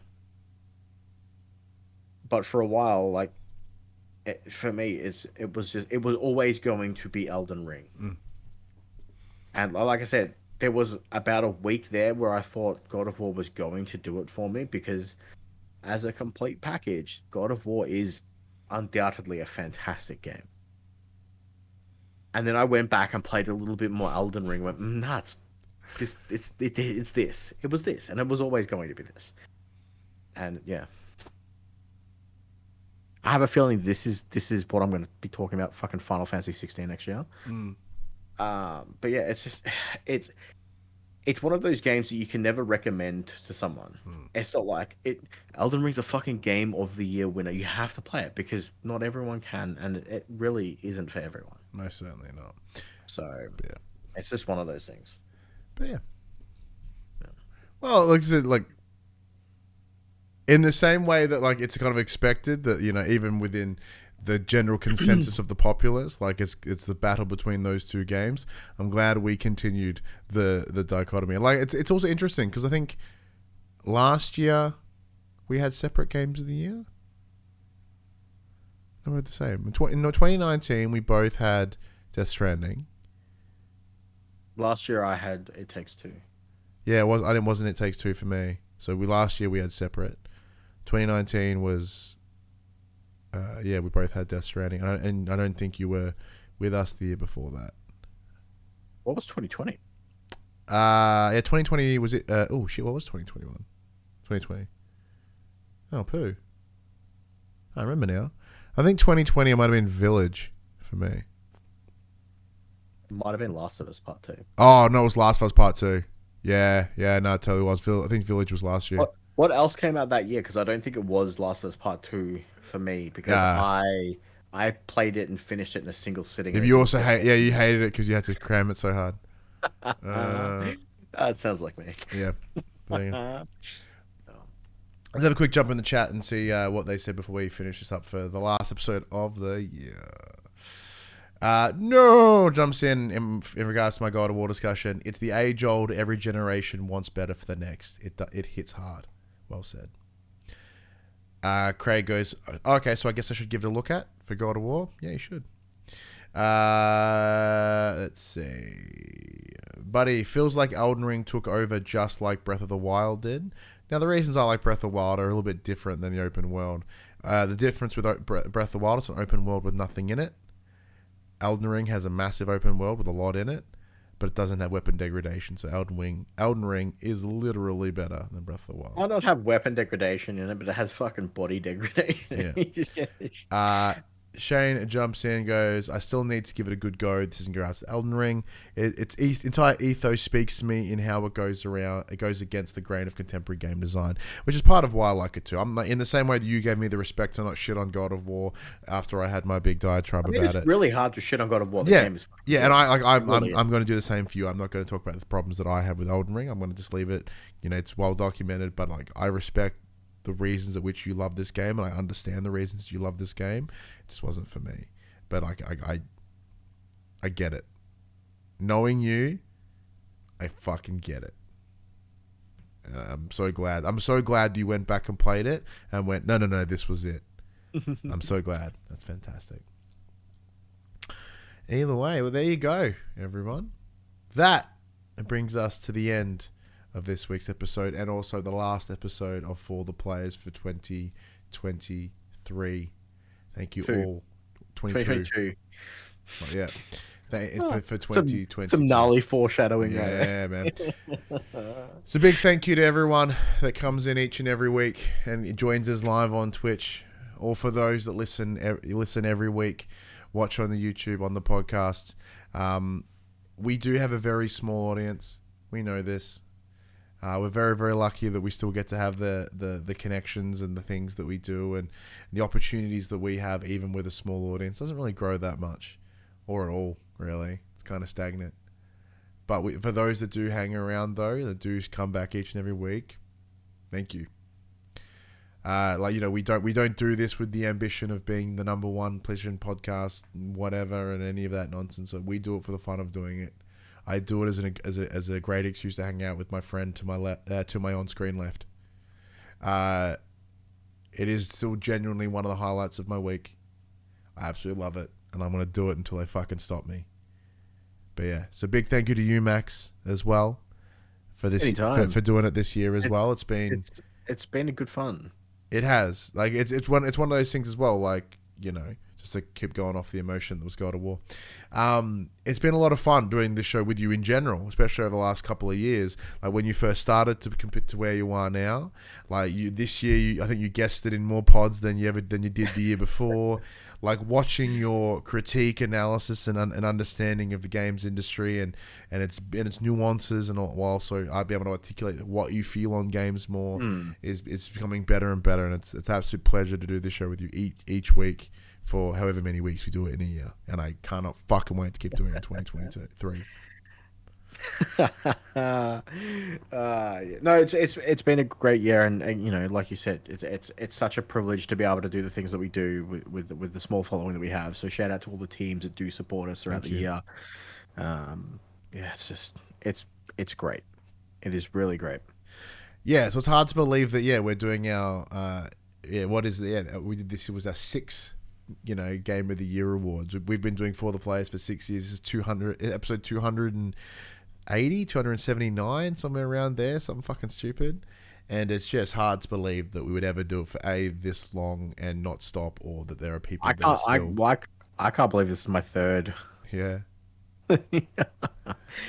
It's crazy how time works, and but yeah, as I said, I still enjoy this each and every week. So yeah, big thank you to you all. We do genuinely appreciate and love you all for taking the time.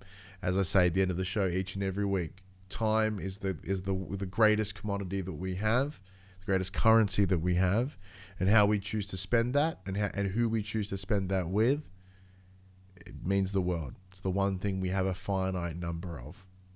And thank you for choosing each week, or whatever you do, to listen to us bullshit about fucking PlayStation, our families, the crap we do during the week. and our bizarre opinions on the games industry. And we look forward to doing it again in 2023. When we come back, probably middle of Jan. Have a couple of weeks off, rest, work on our backlog games, max. What could happen? Your boy picked fucking Assassin's Creed. I don't have any time to finish that prick of a game. I want to. I really want to. I just don't have time. I don't have the time for that. Yeah, that's totally fair. I'll be lucky to finish Death's Door. I got too much shit to play that I already don't have time for. Yeah, I gotta somehow get through Red Dead 2 when I can't stop playing Oh, we didn't put Call of Duty DMZ in my lists. Oh. Yeah, no one put DMZ in their list. Oh, we totally should have. That game's good. Best free to play game. Yeah, best game that we shouldn't be playing. But anyways, big thank you again, everyone. Let's wrap this motherfucker so we can go play DMZ. Actually, Ali messaged me like 40 minutes ago. You can be done soon. I made apple pie. Oh shit! Like Ryan still hasn't spoken about God of War. I'll be like an hour. I'll be like 40. I'll be like 3 hours from now. All right, everybody. This final PlayStation conversation for 2022 happens just this Monday at 8 a.m. on podcast services, including Apple Podcasts and Spotify, and 9 a.m. on those YouTubes. But fill us with shit to do next year over our break. Hit us up. Twitter, Instagram, Facebook, Discord, all of those things. All of those links can be found in the description below. And we say that because we would like to have, we say this all the time, we want to have more integration with you guys, and having everyone come in on the chat is fantastic. But, I want to open up the questions. So there was a, I think this, so popculturists.com/questions, where you can still go in and throw questions at us and we'll come chat about them on the show. There's either that or jump in the chat. But yeah, so if you want to join the conversation as it happens, head over to twitch.tv/thepopculturists, where you can watch us record this show live, where you can jump in the chat and become part of the show. If you want to support the show, you can. Tell your friends, tell your family about this PlayStation Pod. If you are listening on podcast service, be sure to give us a 5-star rating and a written review. If you are watching us on YouTube, be sure to like, subscribe, comment below. I endeavor to answer every single comment. And if you want to support us financially, you can at patreon.com/thepopculturists, as well as our merchandise store, popculturists.com/shop, where you can buy shirts and other assorted shit with our logos on it. For the last time of 2022, I'm Ryan Betson. And I'm not sunburnt.